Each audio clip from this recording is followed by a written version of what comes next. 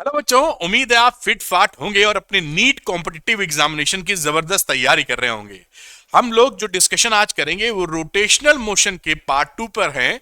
और आज का ये जो लेक्चर है वो जबरदस्त होने वाला है। कई नई चीजें आप सीखेंगे जिसके बारे में हम लोग डिस्कस करेंगे। एंगुलर मोमेंटम है, काइनेटिक जो रोटेशनल एनर्जी है, ये सारी बातें हम लोग बहुत कुछ सीखने वाले हैं इसके अंदर।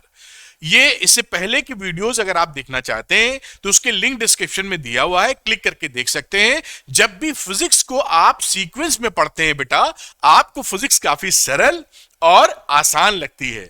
और मैं एक चीज और आपसे कह दूं कि अगर फिजिक्स को आसान भाषा में आप सीखना चाहते हैं और ये चाहते हैं कि वीडियो देखने के बाद न्यूमेरिकल्स निकलने लगे, तो आप झट से अरविंद एकेडमी चैनल को सब्सक्राइब कर लीजिए फॉर टॉप क्वालिटी कंटेंट, और आपकी फिजिक्स हो जाएगी शानदार। चलिए बात को स्टार्ट कर लेते हैं और अपनी बात आगे बढ़ाते हैं। तो चैप्टर 9 है रोटेशन, स्पेशली डिजाइंड वीडियो है नीट के लिए।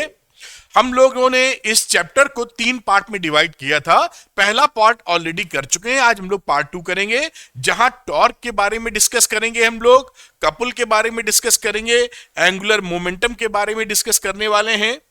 Angular momentum of a ring body, rigid body rotating about a fixed axis, law of conservation of angular momentum, rotational kinetic energy of particles and work energy theorem in rotational motion।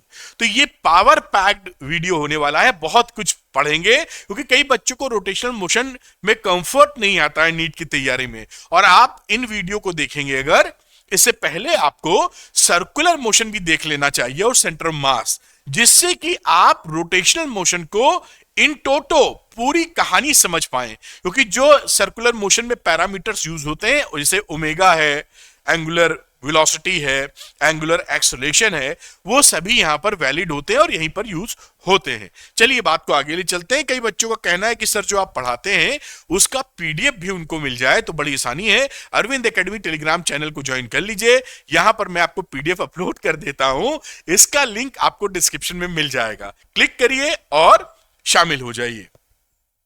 कई बच्चे मुझसे पढ़ना चाहते हैं तो इसके लिए Arvind academy app भी है, इसका लिंक भी डिस्क्रिप्शन में मिलेगा। आप इसको डाउनलोड कर लें। डाउनलोड करने के बाद स्टोर सेक्शन में चेक करें, वहां पर आपको नीट के लिए काफी मटेरियल मिलेगा जो सिलेक्शन में आपका आसानी दे देगा और आपके डॉक्टर बनने का सपना पूरा कराएगा। आज का टॉपिक शुरू होता है, जिस वजह से वीडियो है। तो बात शुरू करेंगे टॉर्क से या मोमेंट ऑफ फोर्स। तो देखिए, टॉर्क और मोमेंट ऑफ फोर्स एक ही चीज है, तो इससे घबराना नहीं है।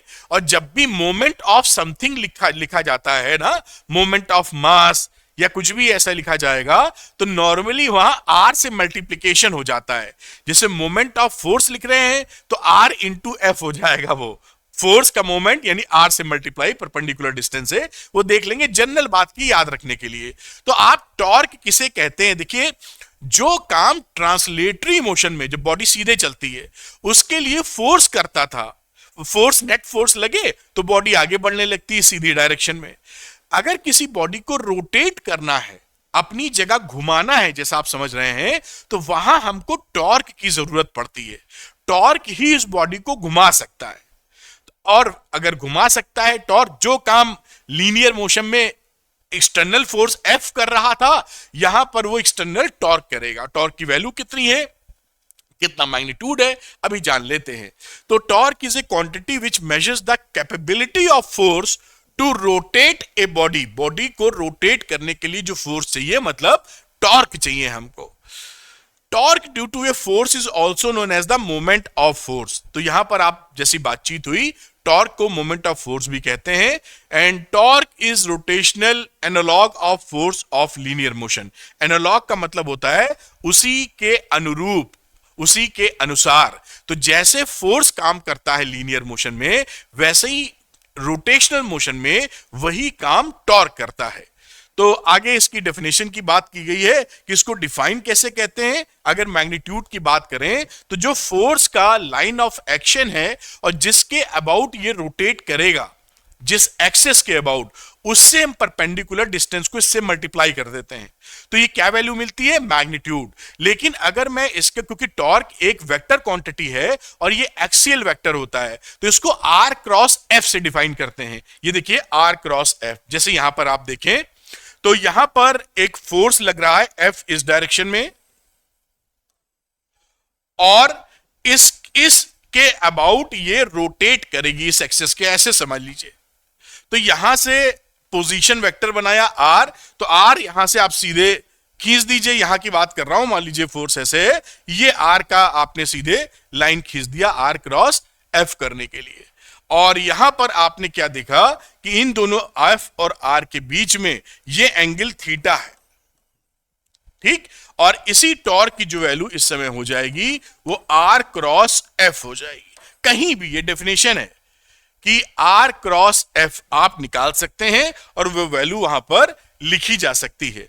उसके बाद अगर आपको मैग्नीट्यूड चाहिए तो मैग्नीट्यूड के लिए इसी से फॉर्मूला निकाल लेते हैं कि टॉर्क का जो मैग्नीट्यूड है r perpendicular distance into F.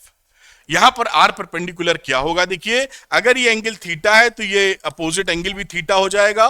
This is are, ये राइट एंगल ट्रायंगल, तो ये आर क्या रहा, परपेंडिकुलर डिस्टेंस। आप जानते ही आ रही है थीटा, तो ये आर साइन थीटा हो जाएगा,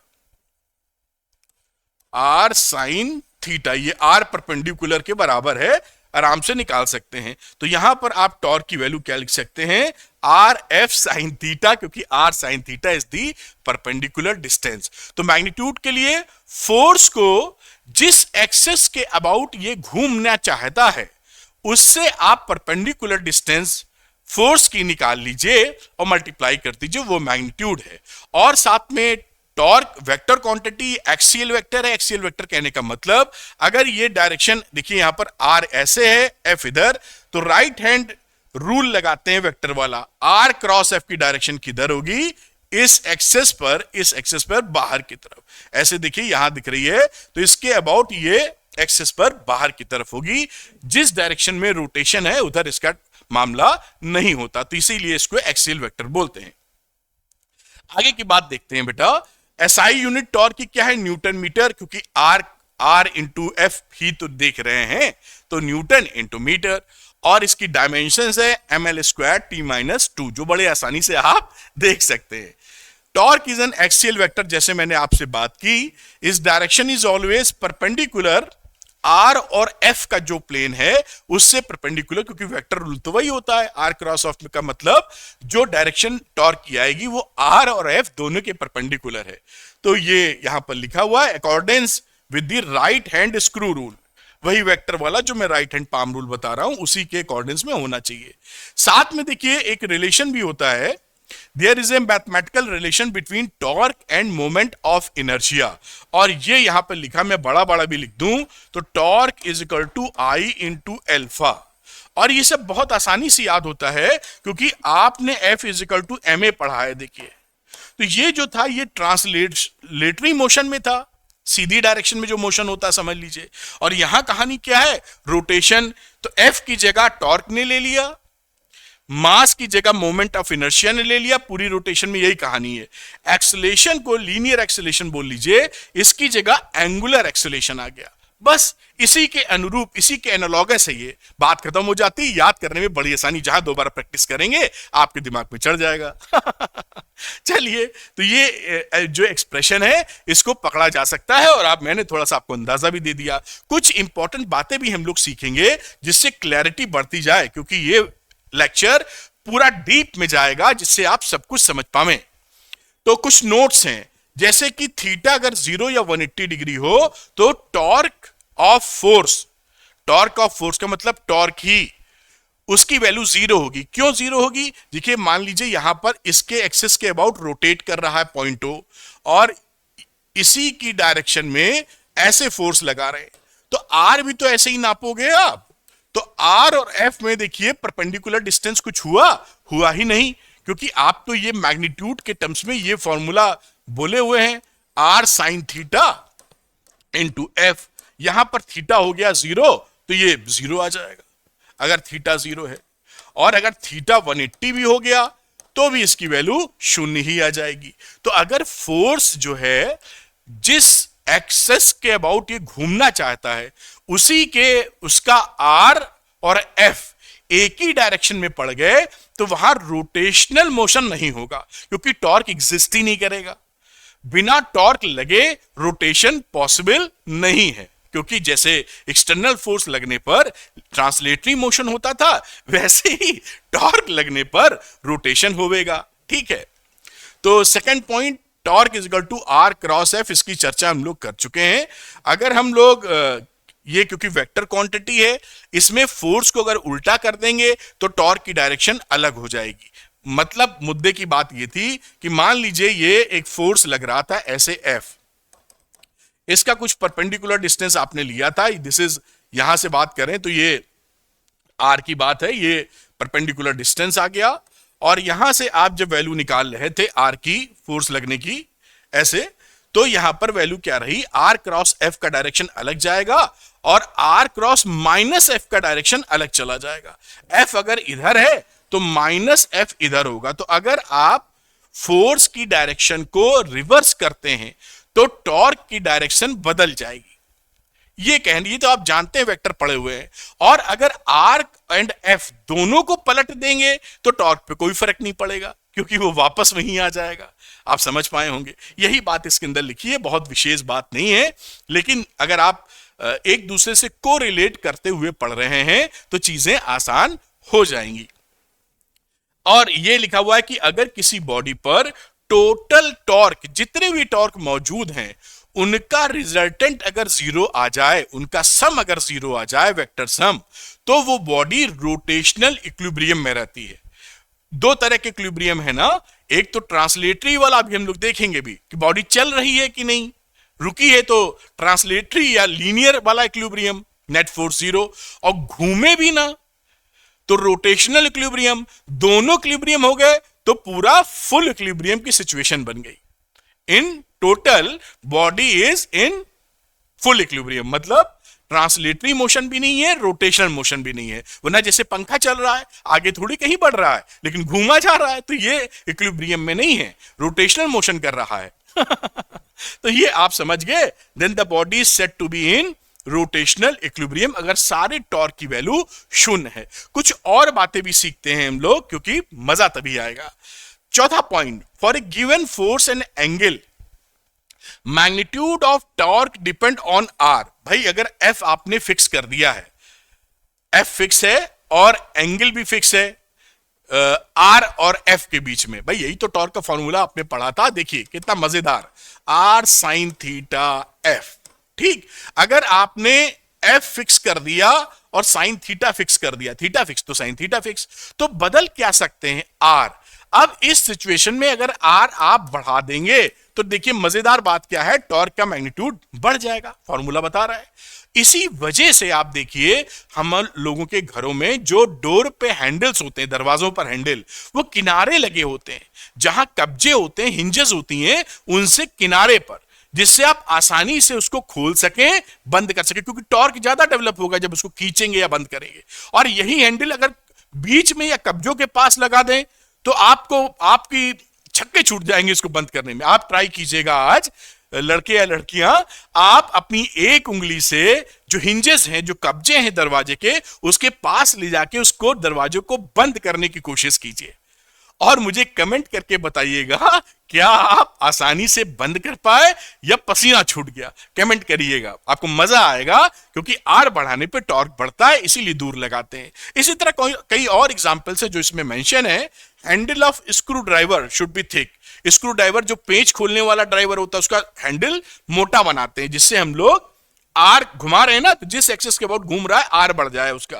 फिर इसी तरीके से जो गांव में फ्लोर मिल्स, चारा काटने वाली मशीन जो मैनुअल होती है, उसमें आप देखेंगे जो व्हील होता है उसके किनारे हैंडल होते हैं। जैसे आपने देखा होगा गन्ने का रस जो निकालते हैं मैनुअली फ्लाई व्हील से, उसकी बात नहीं, मोटर वाला आजकल चल गया है, उस फ्लाई व्हील में जो हत्था होता है उसका हैंडल, वो उस गोले के किनारे लगा होता है, ऐसे हत्था है तो यहां पर वो लगा होगा, मैं ठीक से डायग्राम नहीं बना पाऊंगा, लेकिन इस तरह का हैंडल होता है, इस तरह का अगर फ्लाई व्हील है तो, ना कि वो बीच में या कहीं और। साथ में देखिए हैंड पाइप देखा होगा, वहां भी उसके हैंडल लंबे रखे जाते हैं, जिससे आप उसको आर बढ़ाने से टॉर्क बढ़ जाएगा और वो घूमेगा। और रिंच आपने देखा होगा, जो प्लम्बर है, मतलब घर में पानी बनाने वाला, नाम भूल गया उसका, प्लम्बर जो होता है, वो प्लम्बर टोटी वोटी जो खोलता है टैप, उसके रिंच लंबे होते हैं, इस तरह आपने देखे होंगे, ऐसे करके ये बड़ा लंबा सा उसका हत्था रहता है, और यहाँ ये वो स्क्रू स्क्रू लगे होते हैं, इससे छोटा बड़ा करता है, तो ये हत्थे लंबे होते हैं जिससे वो घुमाने में उस काफी तगड़ा वो रहता है, तो उस प्लम्बर को आसानी रहती, जोर लगाएगा कि वो पेंच या आपका टैप खुल जाएगा आसानी से, वरना मुश्किल हो जाएगी। तो ये सारे एग्जांपल्स कि आप फैमिलियर हो जाएं और लगे कि बात तो बिल्कुल सही है, हमारी डेली लाइफ से जुड़ा हुआ मामला है। और कुछ बातें जानते हैं हम लोग। In the case of beam balance, ये देखिए, ये या सी सॉ की बात करें तो अगर ये सिस्टम बैलेंस में है तो उसमें लगने वाला टॉर्क 0 होना चाहिए, सारों का सम। तो यहां पर देखिए, इसमें इसके अबाउट घूमना है, इसके ऐसे ना।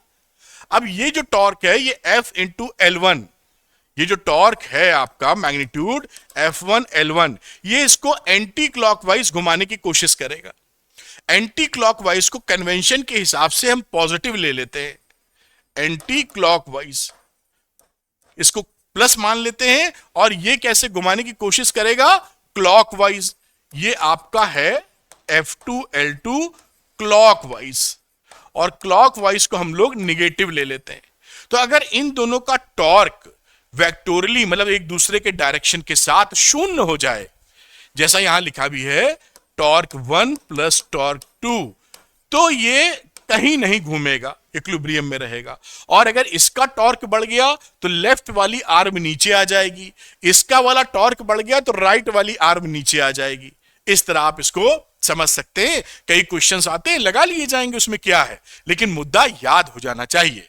अच्छा, अगली बात कि जैसे कोई यहां पर आप देखें, कोई बॉडी है, बॉडी में अगर जो टॉर्क आपने लगाया, टॉर्क लगाने के बाद जो इसका सेंटर ऑफ ग्रेविटी दिख रहा है, वो अगर जिस पॉइंट पर ये टिका है जमीन से उससे पास नहीं होगा तो ये घूम जाएगा। ये देखिए, जी की वजह से मास इसका इसके अबाउट टॉर्क डेवलप होगा और ये घुमा देगा, और यहां भी ऐसे ही घुमा देगा। अगर इधर आपने घुमाया तो ऐसे घुमा देगा। बात समझ में आई होगी। अगर ये जी का डायरेक्शन इस ओ से पास कर जाए तो ये नहीं घूमेगा, इक्विलिब्रियम में आ जाएगा, है ना। जैसे हम पेन को खड़ा करें, ऐसे कोशिश करें तो ये रुकेगा कब, जब इसका जो सेंटर ऑफ मास है, कह लीजिए, या सेंटर ऑफ ग्रेविटी कहना चाहिए, वो जिस पॉइंट पर ये टच कर रहा है उससे पास हो जाए। तो ये मुश्किल होता है, कभी खेलते हैं हम लोग, पेन को सीधा खड़े करने की कोशिश करते हैं, अगर ऐसा कर लेंगे तो ये रुक जाएगा। और अगर सेंटर ऑफ ग्रेविटी से जो इसका टोटल वेट लग रहा है वो अगर उससे पास नहीं हुआ तो ये तुरंत जैसे ही छोड़ोगे खट से लुढ़क जाएगा। इतनी सी बात है, कोई खास बात नहीं है, लेकिन सारी चीज दिमाग में रहनी चाहिए। ठीक है, अगली बात करते हैं हम लोग। अगली बात में देखें कि इसमें यह बताया है कि जो टॉर्क है वो टॉर्क वैसे ही बिहेव करता है जैसे फोर्स ट्रांसलेटरी मोशन में बिहेव करता है। तो ये दोनों में अनुरूपता, एनालॉगस ट्रीटमेंट के बारे में बताया है कि देख लीजिए, जो जो रोटेशनल में हो रहा है वही वही ट्रांसलेटरी मोशन में हो रहा है, फॉर्मूले उसी अनुसार बन रहे हैं। तो यहां पर आप देखें, टॉर्क होता है I इंटू एल्फा, और टॉर्क की जगह फोर्स, I की जगह मास, अल्फा की जगह acceleration, F equal to m। ऐसा ही फॉर्मूला है। सेम वर्क डन के लिए टॉर्क इंटू डी थीटा। अब वर्क डन हम जानते थे F इंटू डी एस, ये तो काफी सालों से पढ़ रहे हैं, 2-3 साल से, तो दिमाग में घुस ही जाता है। F की जगह क्या आएगा, टॉर्क। डिस्प्लेसमेंट की जगह क्या आएगा, एंगुलर डिस्प्लेसमेंट। बात खत्म, लिख दो। इसी तरह यहां पहले ये देखो, पावर होता है force dot product velocity. Force का मतलब टॉर्क, वेलोसिटी का मतलब एंगुलर वेलोसिटी। ये देखिए, सब वैसे ही मिल जाएगा। ये force change in the linear momentum, torque change in the angular momentum, L है एंगुलर मोमेंटम। बीसी दोनों रोटेशनल मोशन में जो पैरामीटर्स होते हैं वो सारे एनालॉगस होते हैं ट्रांसलेटरी मोशन के। ये तो इससे याद रखने में बड़ी आसानी होती है। ये कोई लॉजिक नहीं है, लेकिन जब किया गया तो ये देखा गया कि भाई इसी तरीके से इनकी गाड़ी चल रही है, बड़ी अच्छी बात है। अब कपल के बारे में देख लेते हैं, क्योंकि कपल का रोल हमारे जीवन में बहुत इंपॉर्टेंट है। तो कपल एक वैसा कपल होता है हस्बैंड वाइफ वाला। देखिए, वैसे ही समझ लीजिए, हस्बैंड वाइफ जब शादी हो जाती है उनकी, तो वो इक्वल एंड अपोजिट हो जाते हैं। कुछ ऐसे याद रखने की बात कर रहे हैं। तो क्या करते हैं वो, नॉर्मल सिचुएशन में हस्बैंड वाइफ, हस्बैंड इधर जाता है, वाइफ इधर जाता है, तो इक्वल एंड अपोजिट, और दोनों एक ही लाइन में नहीं रहते, अलग लाइन में रहते हैं, तो they will form A torque. तो वो क्या करते हैं, equal and opposite forces not passing through in same line, क्योंकि उस जो वाइफ है उनका अलग सोचने का डायरेक्शन, चलने का डायरेक्शन, और हस्बैंड साहब का कुछ और सोचने चलने का डायरेक्शन, तो दोनों लोग equal and opposite in different direction, मतलब दोनों के बीच डिस्टेंस आ जाता है, और यही कपल फॉर्मेशन कर देता है। कपल फॉर्मेशन अगर होगा तो होगा क्या, होगा वही जो टॉर्क कर रहा था, क्या, रोटेट करने की कहानी बनाएगा।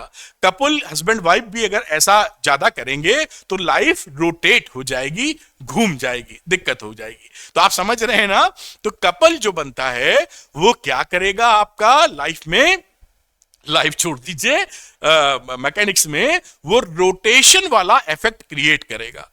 अब आप सोचेंगे टॉर्क भी वही करता है और कपल भी वही करता है, तो फर्क क्या है। देखिए, कपल किसे कहते हैं, equal and opposite forces acting in different line, उनके बीच में कुछ डिस्टेंस होना चाहिए, लाइन ऑफ फोर्स एक एक्शन में ना हो। और कपल में खास बात क्या होती है, ये दो इक्वल जो फोर्सेस आते हैं ये एक्सटर्नल होते हैं। जैसे साइकिल चला रहे हैं तो साइकिल का हैंडल मोड़ रहे हैं आप, तो मोड़ते हैं तो क्या करते हैं, ये दो हाथ ऐसे है, एक को अंदर लेते हैं, एक को बाहर लेते हैं। ये देखिए कपल बना रहे हैं ना, इधर इधर टुई ये ऐसे टुई, समझ पे आ रहा है ना, कपल फॉर्मेशन। लेकिन जब आप दरवाजा खोलते हैं घर का तो टॉर्क लगाते हैं, क्योंकि वहां क्या होता है, आप तो एक ही फोर्स लगा रहे हैं ना, कब्जे के पास में आपको क्या मिलता है, उसका रिएक्शनरी फोर्स बनेगा। तो टॉर्क भी तभी जब एक्शन रिएक्शन बने, कोई भी फोर्स सिंगल नहीं बनता। तो टॉर्क में क्या होता है, आप एक फोर्स लगाते हैं और कहीं से इंटरनली रिएक्शन फोर्स बनता है। कपल में क्या होता है, दोनों फोर्स आप लगाते हैं। इतना माइन्यूट फर्क है। आप है बहुत सरल, मैंने एग्जांपल दिया साइकिल और डोर खोलने वाला, तो साइकिल में क्या हुआ कपल, और डोर खोलने वाले में क्या हुआ टॉर्क। मजेदार, मजा आ जाएगा। तो यही कहानी पूरी लिखी हुई है। तो स्पेशल टाइप का कॉम्बिनेशन ऑफ फोर्सेस है जो मैंने समझाया।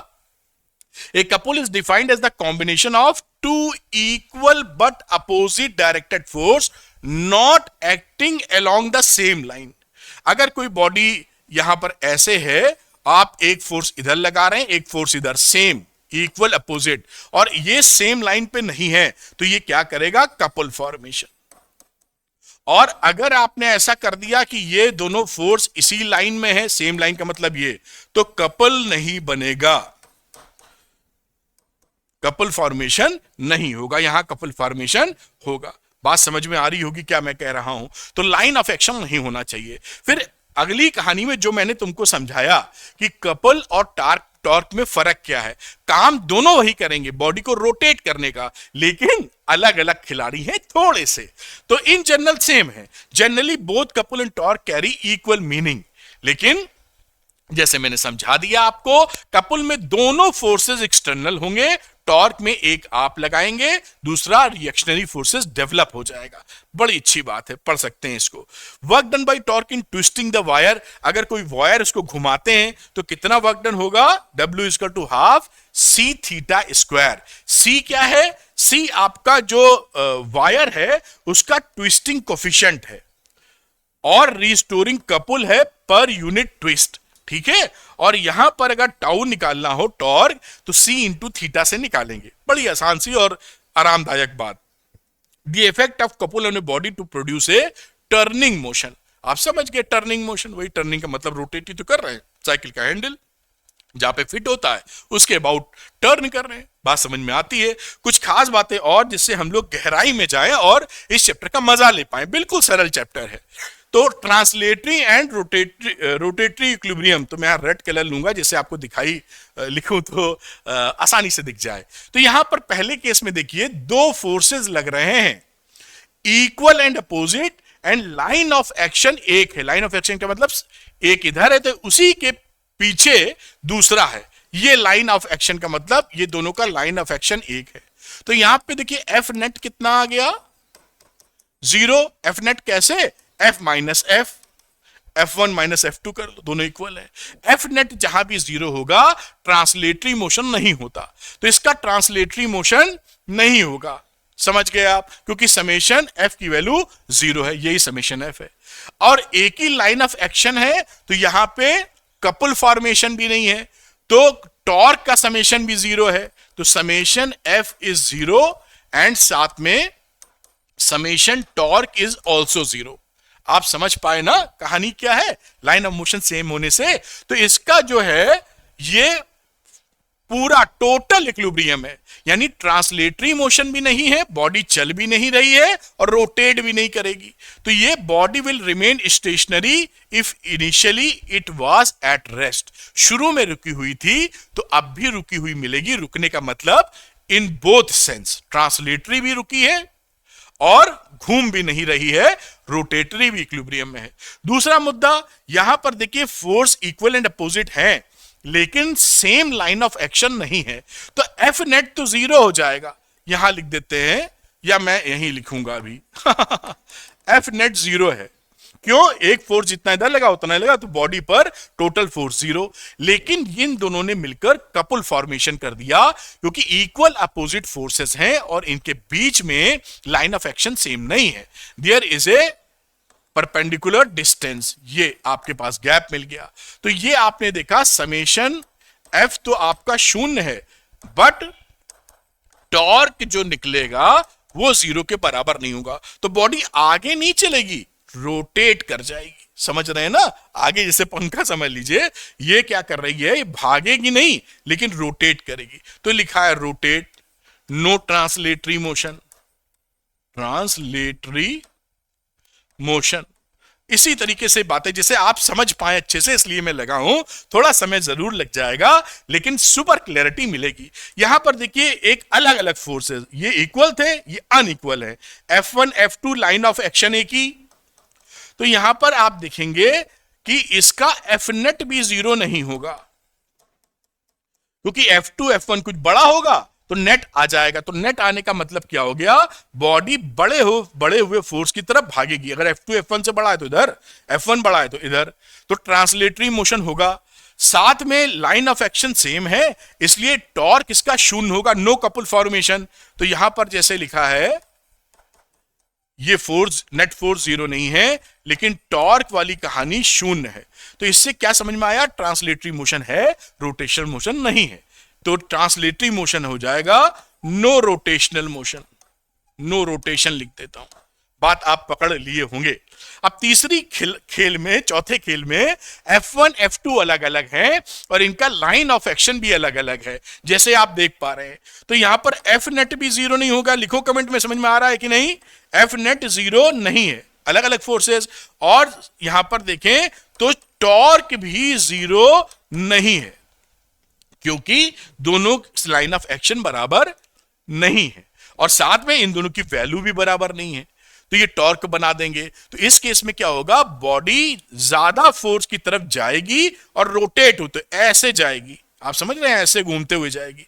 तो both motion will occur, translatory भी और रोटेशनल भी। तो यहां पर rotation and translational motion both. तो इस तरीके से डायग्राम से आपको चीजें पकड़ने में आसानी हो सकती है। 10 मिनट 5 मिनट खर्चा करें और फंडा एकदम सुपर क्लियर। तो इससे मैंने कपल या टॉर्क या ट्रांसलेशन मोशन की कहानी आपको समझाई। कुछ न्यूमेरिकल करते हैं, कई टॉपिक हम लोग पढ़ेंगे तो आगे चलते रहेंगे। तो अगली बात करते हैं हम लोग बेटा इस न्यूमेरिकल की, find the torque of a force this one Newton about A point O, the position vector of point of application of the force is R की वैल्यू दी है। हम जानते हैं कि टॉर्क जो होता है R क्रॉस F होता है।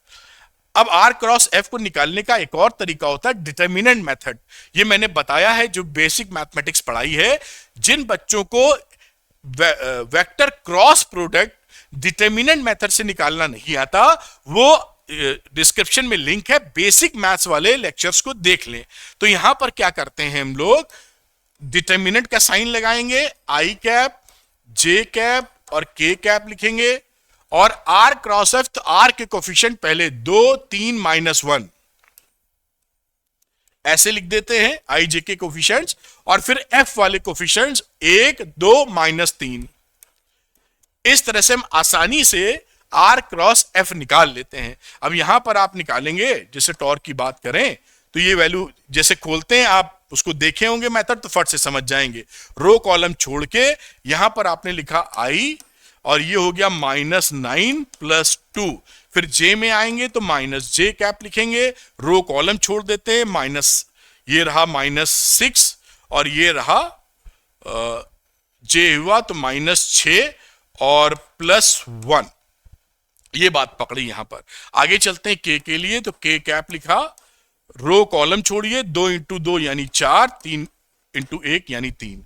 अब इसको आप सॉल्व कर लीजिए, यहां वैल्यू आ जाएगी -7i, यहां आ जाएगा -5 प्लस एक और हो जाएगा तो +5j, और लास्ट वाला बचा केवल के, और ये क्या हो गया बेटा, न्यूटन मीटर आंसर। ऐसे सवाल आपके यहाँ नीट वगैरह में टपक जाएंगे जो बहुत आसान होते हैं, झट से कर लेंगे। अब थोड़ा तो पढ़ना पड़ेगा, नहीं ऐसे गाड़ी कैसे बढ़ेगी। आप इसको नोट कर लीजिए, मैं अगले सवाल की ओर चलता हूं।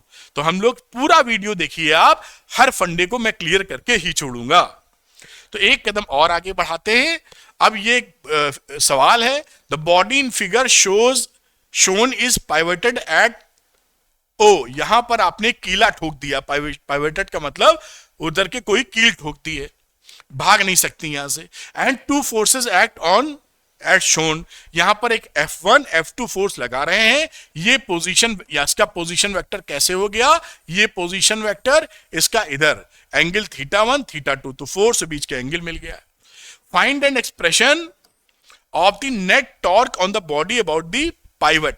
अब यहां से घूमेगा क्योंकि यहां पर आपने कील ठोक रखी, भाग तो सकता नहीं, तो नेट टॉर्क कितना निकला। पहले पॉइंट की बात करें, मैंने आपको बताया था कि जो टॉर्क इसके अबाउट एंटी क्लॉकवाइज जाएगा उसको पॉजिटिव लेते हैं हम लोग। तो टॉर्क, नेट टॉर्क की बात करें, मैग्नीट्यूड निकाल रहे हैं, तो ये क्या हो गया, R1 F1 sin θ1। आप देखना इन बीच का एंगल थीटा है, तो RF sin θ1। ये आपको एंटी क्लॉकवाइज घुमाएगा तो प्लस रख दिया, ये आपको क्लॉकवाइज घुमाएगा तो इसको माइनस रख दीजिए। इसका क्या हो जाएगा, R2 F2 sin θ2। This is the magnitude of torque. और इसका जब आप निकालेंगे, जो भी टॉर्क निकल रहा होगा एक्सेस के अराउंड, अगर ये टॉर्क भारी पड़ा तो आप इसको एक्सियल वेक्टर होगा इसका direction, axial vector passing through O, passing through O. तो अभी ये नहीं मालूम है इन दोनों में बड़ा कौन सा है, लेकिन आप समझ गए होंगे कि इनका डायरेक्शन क्या होगा। डायरेक्शन ऑफ टॉर्क की बात कर रहे हैं, कुछ और ना समझ लेना। Direction of torque, axial vector passing through O, ठीक है बेटा। और दूसरी बात, ये वैल्यू दे दी है तो इसमें वैल्यू रख के आप आंसर निकाल सकते हैं। वही पकड़ लीजिए, टॉर्क की वैल्यू रखते हैं। पहला देखिए R1 था जो कि 1.30 है, ये लिखा हुआ है, और फिर आपका F1 है 4.20, फिर साइन θ1 यानी 75 डिग्री माइनस 2.15, F2 है 4.90, और साइन θ2 यानी साइन 60 डिग्री। अब इसको जब सॉल्व करेंगे देखभाल के तो -3.85 न्यूटन मीटर आएगा। तो इस तरह से आप इसको आंसर लिख सकते हैं या समझ सकते हैं। और अगला सवाल करूंगा, ये आपको दिखा देता हूं, क्योंकि न्यूमेरिकल जब तक नहीं किए जाएंगे तब तक उसका आपको लगेगा थ्योरी समझ गए हैं, लेकिन न्यूमेरिकल नहीं होंगे आपसे। तो न्यूमेरिकल, जैसे मैंने कहा कि मेरे वीडियोस देखने के बाद न्यूमेरिकल भी हो, इसके लिए मुझे न्यूमेरिकल अच्छे से समझा के आपको कराने होंगे। ये आप नोट कर पाए होंगे ऐसा मुझे लग रहा है। अब चलिए अगले न्यूमेरिकल की तरफ बेटा आइए हम लोग चलते हैं और नेक्स्ट न्यूमेरिकल देखते हैं। तो ये रहा दूसरा अगला न्यूमेरिकल मतलब। तो यहां पर A small ball of mass 1 kilogram is attached to one end of a 1 meter long massless string। एक स्ट्रिंग से एक मास लटका हुआ है 1 किलोग्राम का, 1 मीटर लंबी है, and the other end of the string is hung from A point, और दूसरे को एक जगह से लटका दिया है। When the resulting pendulum is 30 degree from the vertical, मतलब कुछ ये कहानी है, यहां से आपने लटकाया था, ये स्ट्रिंग ऐसे है जो वर्टिकल से 30 डिग्री का एंगल बना रही है, और यहां पे आपका मास था, तो ये वेट लगेगा mg और टेंशन लगेगा इधर, ये कहानी इधर बनेगी। आगे देखते हैं, what is the magnitude of torque, हमें निकालना टॉर्क है about the point of suspension, इसके अबाउट हमें टॉर्क निकालना है। तो अब यहां पर अगर आप देखिए तो ये जो टेंशन है, ये टेंशन कितना टॉर्क जनरेट करेगा? 0, क्योंकि इसी पॉइंट से पास हो रहा है।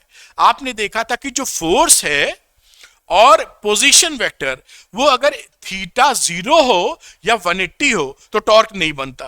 तो no torque from tension T, same passing through लिख देता हूं, इतना तो समझ जाएंगे, पासिंग थ्रू पॉइंट O। तो T तो अपने इस गेम से बाहर हो गया।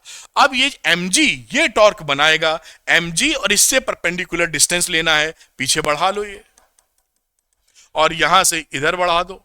तो हमको बेसिकली इस वाली वैल्यू को r परपेंडिकुलर हमको चाहिए। अब ये देखिए 30 है, तो ये एंगल कितना हो जाएगा? 30 डिग्री।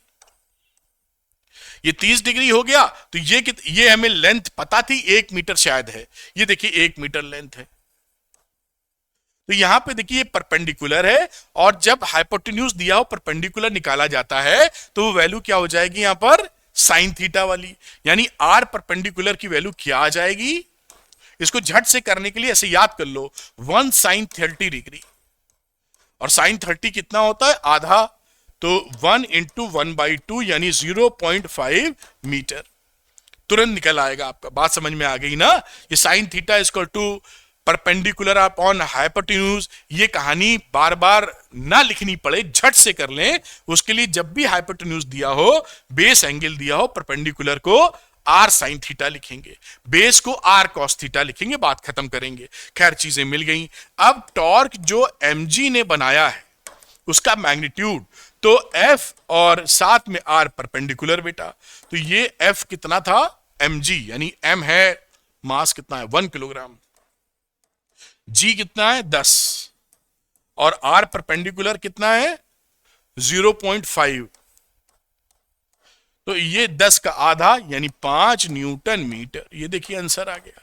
आपको कोई समस्या नहीं होगी, थोड़ा सा लॉजिक लगाते चले, आनंद लेते चले। नोट कीजिए, अगला हम लोग फिर से एक सवाल और करेंगे जो थोड़ा इससे एक कदम और आगे का है।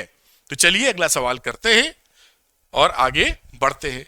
तो ए solid flywheel of 20 kilogram mass and 120 millimetre radius revolves at 600 revolution per minute. With what force must a brake lining be pressed against it for the flywheel to stop in 3 seconds? If the coefficient of friction is 0.1. देखिए flywheel घूम रही है, इसका angular velocity भी दिया है, आपको एक टॉर्क लगाना है जिससे ये 3 सेकंड में रुक जाए। तो फ्रिक्शन की वजह से रुकेगी, जैसे आप साइकिल पे ब्रेक लगाते हैं तो फ्रिक्शन, वो ब्रेक जो बना होता है वो रिम से चिपक जाता है और फ्रिक्शन की वजह से रुकता है। तो आइए इसको आगे बढ़ा लेते हैं हम लोग। यहां पर देखिए रिवोल्यूशंस दिए थे, जो n नॉट लिख लेते हैं, उसका मतलब था 600 रिवोल्यूशंस पर मिनट पर सेकंड निकालेंगे अभी। तो देखिए कैसे करेंगे, 600 को 60 से कर लो डिवाइड, सेकंड के लिए बेटा, तो रिवोल्यूशन पर सेकंड, ठीक है, ये आ गई वैल्यू 10। अब आप ओमेगा नॉट की बात करें, वो होता है 2 पाई n नॉट, तो ये रहा 2 पाई और बाजू में रहा 10, तो ये वैल्यू हो गई 20 पाई रेडियन पर सेकंड। ये ओमेगा हमने निकाल लिया। अब हमें क्या है, ब्रेक लगाने के बाद ओमेगा तो जीरो हो जाएगा, अंत में रुक जाएगा।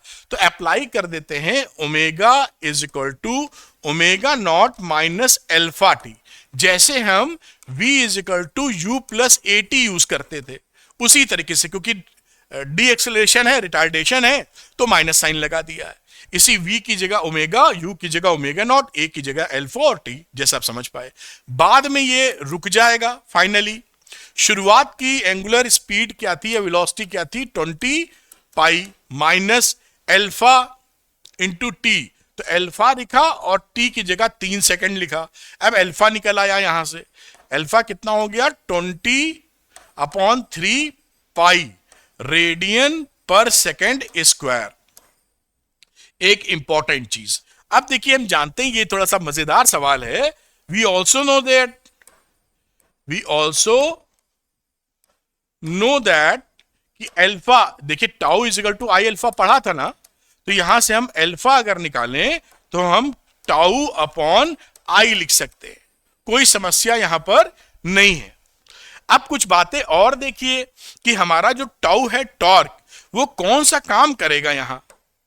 तो टॉर्क की वैल्यू होगी, आप जानते हैं टॉर्क क्या होता है, force into coefficient normal reaction, तो यहां वैल्यू हो जाएगी म्यू एन आर। आप समझ पा रहे होंगे आर क्या है, रेडियस, ये टॉर्क है ना, टॉर्क क्या होता है एफ इंटू आर या आर इंटू एफ। ये देखिए एफ है जो फ्रिक्शन फोर्स वाला रहता है, म्यू इंटू एन, और ये आपका आर है, तो आर इंटू एफ टॉर्क होता है। जैसा आप आर क्या है यहां पर, रेडियस। बात समझ में आई होगी कि टॉर्क हमेशा आर एफ लिखते हो परपेंडिकुलर डायरेक्शन अगर मामला है तो। यहां तो फ्लाईव्हील है, परपेंडिकुलर डायरेक्शन में ही फोर्स लगेगा, सर्कुलर मोशन टाइप हो रहा है, तो यहां पर एफ इंटू आर लिख दिया। अब टॉर्क की वैल्यू हम लिखने गए तो म्यू और एन को एफ लिख लो जो अप्लाइड फोर्स है, और एफ की वैल्यू क्या हो गई, अप्लाइड फोर्स, वही नॉर्मल रिएक्शन के बराबर हो जाएगा। अब यहां पे क्या चले, यहां पर हमने देखिए एन बराबर एफ रखा था, और साथ में आई की वैल्यू कितनी आ गई, half M R square, moment of inertia half M R square ले लिया फ्लाईव्हील के कॉन्टेक्स्ट में जो हमें करना है। अब आगे वैल्यू लगाते हैं इस दोनों इक्वेशन से बात को बनाते हुए, इनमें वैल्यू रख देते हैं इस वाले में। ये देखिए सारी वैल्यूज कहां रखेंगे, इस वाली इक्वेशन में। तो ये इक्वेशन हमारे पास, मैं इसको कलर बदलना चाहूंगा और इसको मैं इधर से निकाल के लाऊंगा जिससे आपको समझने में तकलीफ ना हो। तो 20 पाई अपॉन 3 अल्फा की वैल्यू हम लोगों ने निकाली थी, अल्फा ये देखिए। टॉर्क की वैल्यू, तो टॉर्क कितना है यहां पर, ये वैल्यू लिखिए म्यू एफ आर। नीचे आई की बात करेंगे तो हाफ एम आर स्क्वायर। अब यहां से देखिए वैल्यू 2 पर चला गया, बाकी आर वगैरह काटा तो 2 mu F upon M R मिला। ये आर से ये आर कट गया, ये वैल्यू यहां पे मिली। तो फोर्स कितना मिला देखिए यहां से एफ, तो एफ की वैल्यू आएगी 10 पाई एम आर अपॉन 3 म्यू। देख लीजिए यहां पे इसी एफ निकाल लिया, ये 2 से काटोगे 10 आ गया, 10/3 वो लिखा हुआ है, एम आर इंटू पाई, और बाकी चीज म्यू नीचे चला गया। अब यहां पे वैल्यू रख दीजिए आप, यही फोर्स चाहिए था हमको। 10 पाई की वैल्यू 22/7, तो 22/7। एम कितना है 20, आर कितना है 0.12, और म्यू कितना है कोफिशिएंट 0.1। ये आंसर आ गया। एक अच्छा क्वेश्चन है, शांति से समझिएगा। 251.43 Newton, this is the answer. ये आंसर आ गया, और यही आपसे पूछा गया था जो आप नोट भी अभी करेंगे कि विथ व्हाट फोर्स, हमें ब्रेक पे फोर्स कितना लगाना, वो वैल्यू निकाली है। तो ये एक हॉट टाइप का क्वेश्चन है जो आपको जरूर आना चाहिए, जिससे फंडा पूरा क्लियर हो जाए। तो आप इसको नोट कर लें बेटा, और फिर हम लोग अगला सवाल करेंगे, अगला मतलब टॉपिक पकड़ेंगे। तो इसको मेरे ख्याल से आपने नोट किया होगा। थोड़ा सा ऊपर कर देना बेहतर होगा। ये यहां पर आपको पूरा सॉल्यूशन यहां दिख जाता है, इसको नोट करें। और जैसा मैं समझा रहा हूं थोड़ा सा इधर भी कर लेते हैं, जिससे आपको पूरी क्लैरिटी मिल जाए। तो मेरे ख्याल से इसको आप नोट कर पाए होंगे बेटा। अब हम लोग चलते हैं वर्क डन बाय टॉर्क। तो अभी तो टॉर्क की बात देखी थी, घुमा रहा है वगैरह, बहुत कुछ कर रहा है। लेकिन अब ये देखने की कोशिश करेंगे बेटा जी कि ये जो टॉर्क घुमाता है ये कितना वर्क डन करता है। तो इसकी चर्चा शुरू करते हैं कि work done by torque, torque कितना वर्क डन करेगा। तो यहां पर देखिए, consider a rigid body consider की है और फोर्स लगाया है। ये फोर्स और इसका जो 20 का डिस्टेंस है परपेंडिकुलर, वो आर लिया है। ये परपेंडिकुलर डिस्टेंस है जिसकी वजह से ये एंगल, ये घूम गई है बॉडी डी थीटा। तो वर्क डन कितना हो गया, देखिए वर्क डन हो गया टाउ इंटू डी थीटा। यहां पर फोर्स और आर के बीच में 90 डिग्री का एंगल है, उस हिसाब से इसको पकड़ लिए हैं। अब पावर निकालने की बात आएगी तो D W upon D T, ये डब्ल्यू यही है, तो D W upon D T, इसको डिफरेंशिएट करो। Torque on an average fix quantity लेके चल रहे हैं, थीटा वेरिएबल रहेगी, थीटा बदलता जाएगा। तो D theta upon D T, और D theta upon D T होता है ओमेगा, एंगुलर स्पीड या वेलोसिटी। तो उस समय power is equal to tau omega आ गया। इस फॉर्मूले को याद रख लीजिए, जैसे कहीं निकालने की बातचीत तो अभी न्यूमेरिकल करेंगे तो फट से निकाल पाए आप। तो where tau omega is also known as instantaneous rotational power. तो इंस्टेंटेनियस रोटेशनल पावर क्या रहा, टाउ इंटू ओमेगा। तो चलिए इस पे भी एक सवाल बना लेते हैं। To maintain a rotor at a uniform angular speed of 100 radians per second, an engine needs to transmit a torque of 200 newton metre. ये ओमेगा दिया है और ये टॉर्क दिया है। What is the power required by the engine, assume 100% efficiency of the engine. तो power आप जानते हैं, अभी फॉर्मूला पढ़ा है, जिसे आप लिखते हैं टाउ इंटू ओमेगा। अभी पीछे हम लोगों ने निकाला है, कुछ नहीं करना है, वैल्यू रख देनी है हमें। तो वैल्यू कितनी रख दी, 100 इंटू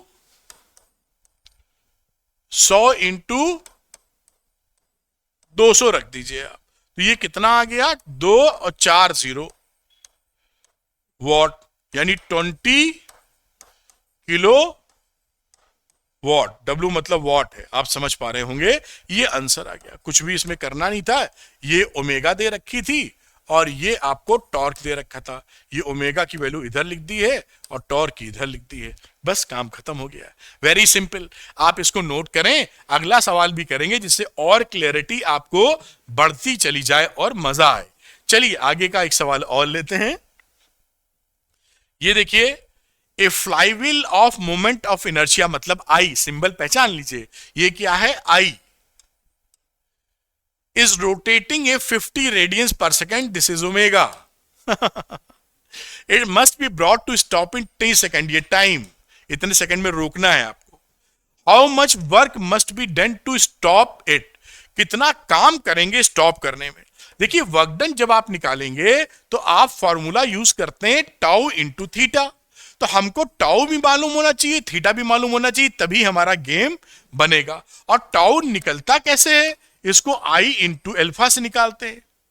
तो ये भी इसको निकालने के लिए, ये दोनों आई तो पता है, एल्फा नहीं पता है, और साथ में हमको थीटा नहीं पता है। तो हमें ये वेरिएबल्स थीटा एल्फा निकालने हैं, इसके लिए फॉर्मूला यूज कर लेते हैं। तो चलिए पहला फॉर्मूला यूज करते हैं, omega is equal to omega not minus alpha T, क्योंकि रुकना है बाद में।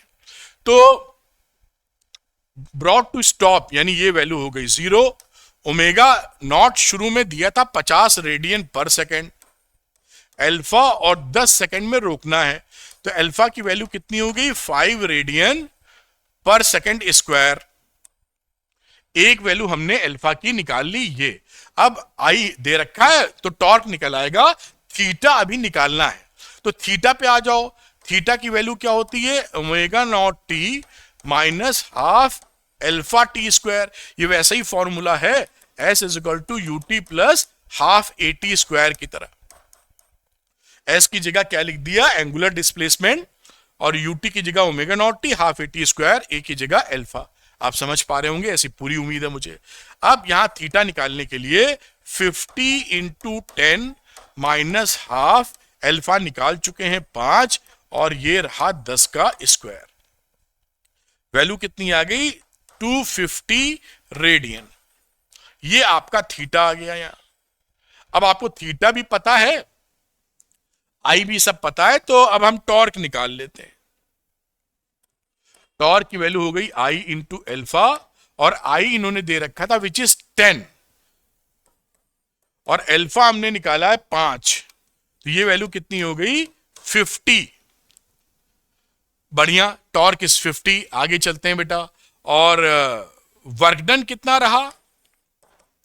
टॉर्क इंटू थीटा, तो टॉर्क कितना है? 50, और थीटा कितना है बेटा? 250। तो ये वैल्यू कितनी आ गई?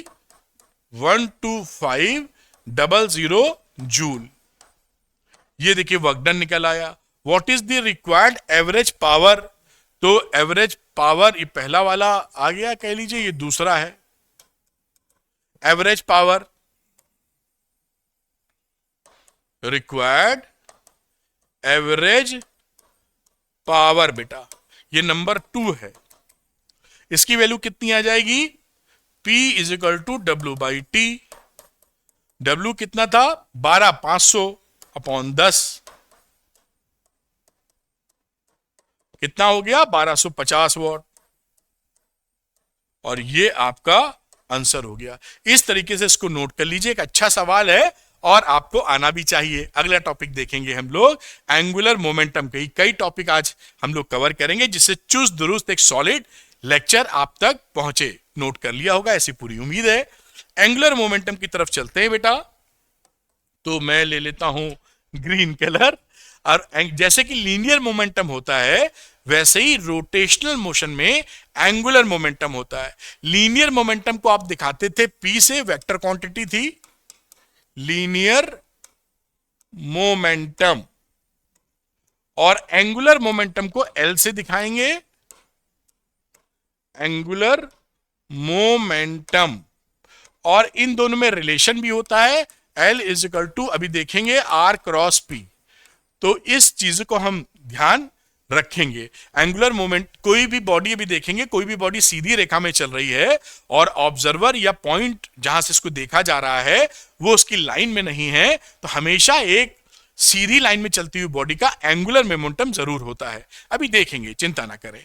ए mass moving in a straight line, एक मास है जो स्ट्रेट लाइन में मूव कर रहा है, ऐसे मूव कर रहा है, तो इसका भाई हमारा लीनियर मोमेंटम तो होता ही होता है। m इज इक्वल टू, ये देखिए वेलोसिटी हो गई, p को आप m इंटू v लिख देते हैं, दैट इज लीनियर मोमेंटम। पढ़ते आए 2-3 साल से। When a mass rotates about some point, अब ये जो मास का रोटेशन अगर चालू हो जाए किसी पॉइंट पर या किसी एक्सेस के through, then there is a momentum associated with rotational motion, और उसको बोलेंगे एंगुलर मोमेंटम, और L से रिप्रेजेंट करते हैं, जैसे मैंने यहां आपको बताने की कोशिश की। तो एंगुलर मोमेंटम का सारा मामला एंगुलर वाला रोटेशन से ही संबंधित है।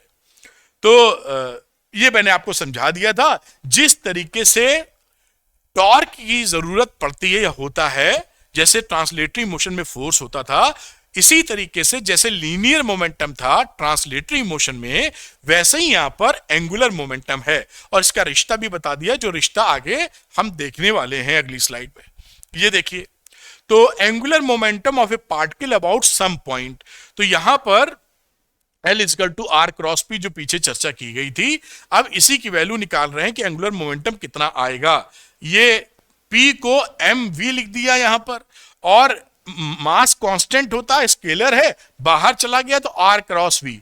और इसी को अगर हम लोग मैग्नीट्यूड के फॉर्म में लिख दें, जो यहां पर लिखा है, तो ये क्या होता है? mr v sin थीटा, या इसको लिखते हैं mv और perpendicular distance about the axis, जिससे ये रोटेट करेगी बॉडी। तो यहां पर देखिए, जैसे ये O पॉइंट है, मैं रेड कलर लेना चाहूंगा, और ये बॉडी यहां पर इस तरीके से वेलोसिटी इसकी इस डायरेक्शन में है, P देखिए यहां पर है, तो इसका लीनियर मोमेंटम इधर हो गया। अब इस पॉइंट से इसका परपेंडिकुलर डिस्टेंस क्या है? एक तो ऐसे नाप सकते हैं, या आप ऐसे भी बना दीजिए, this is the R perpendicular, दिख रहा है ना यहां से यहां तक, ये दोनों बराबर ही होंगे, कोई दिक्कत नहीं। अगर ये थीटा, ये देखिए आर कितना हो गया, दिस इज आर, ये थीटा है तो ये एंगल भी थीटा होगा, देखिए। अब ये है आर, ये थीटा, तो ये आर साइन थीटा। आपको बताया था परपेंडिकुलर जहां मिल जाए उसको तुरंत आर साइन थीटा लिख दीजिए। तो ये डिस्टेंस हमारा कितना हो गया यहां से यहां तक, this is R sine theta. यानी आर साइन थीटा को हम लोग इस पी से अगर मल्टीप्लाई कर दें, आर साइन थीटा को पी मतलब एमवी से मल्टीप्लाई कर दें तो एल मिल जाएगा, यही यहां लिखा है। तो अगर मैग्नीट्यूड की बात होगी, इसकी मैग्नीट्यूड की एंगुलर मोमेंटम के, तो हम क्या करेंगे, हम लोग mv को यानी लीनियर मोमेंटम को आर परपेंडिकुलर, इससे आर परपेंडिकुलर जो डिस्टेंस है उससे मल्टीप्लाई कर देंगे। और अगर ये फॉर्मूला दिमाग में रहे तो बड़ा अच्छा है, आर क्रॉस पी, उससे सब चीज हो जाती है। लेकिन जैसे भी सुविधा आपको वैसे पकड़ सकते हैं कि mv निकाला, आर परपेंडिकुलर से मल्टीप्लाई कर दीजिए, एंगुलर मोमेंटम का मैग्नीट्यूड कम से कम आ जाएगा। अब रही इसके डायरेक्शन की बात, तो देखिए ये भी एक तरह का एक्सियल वेक्टर है, आर क्रॉस पी आ रहा है।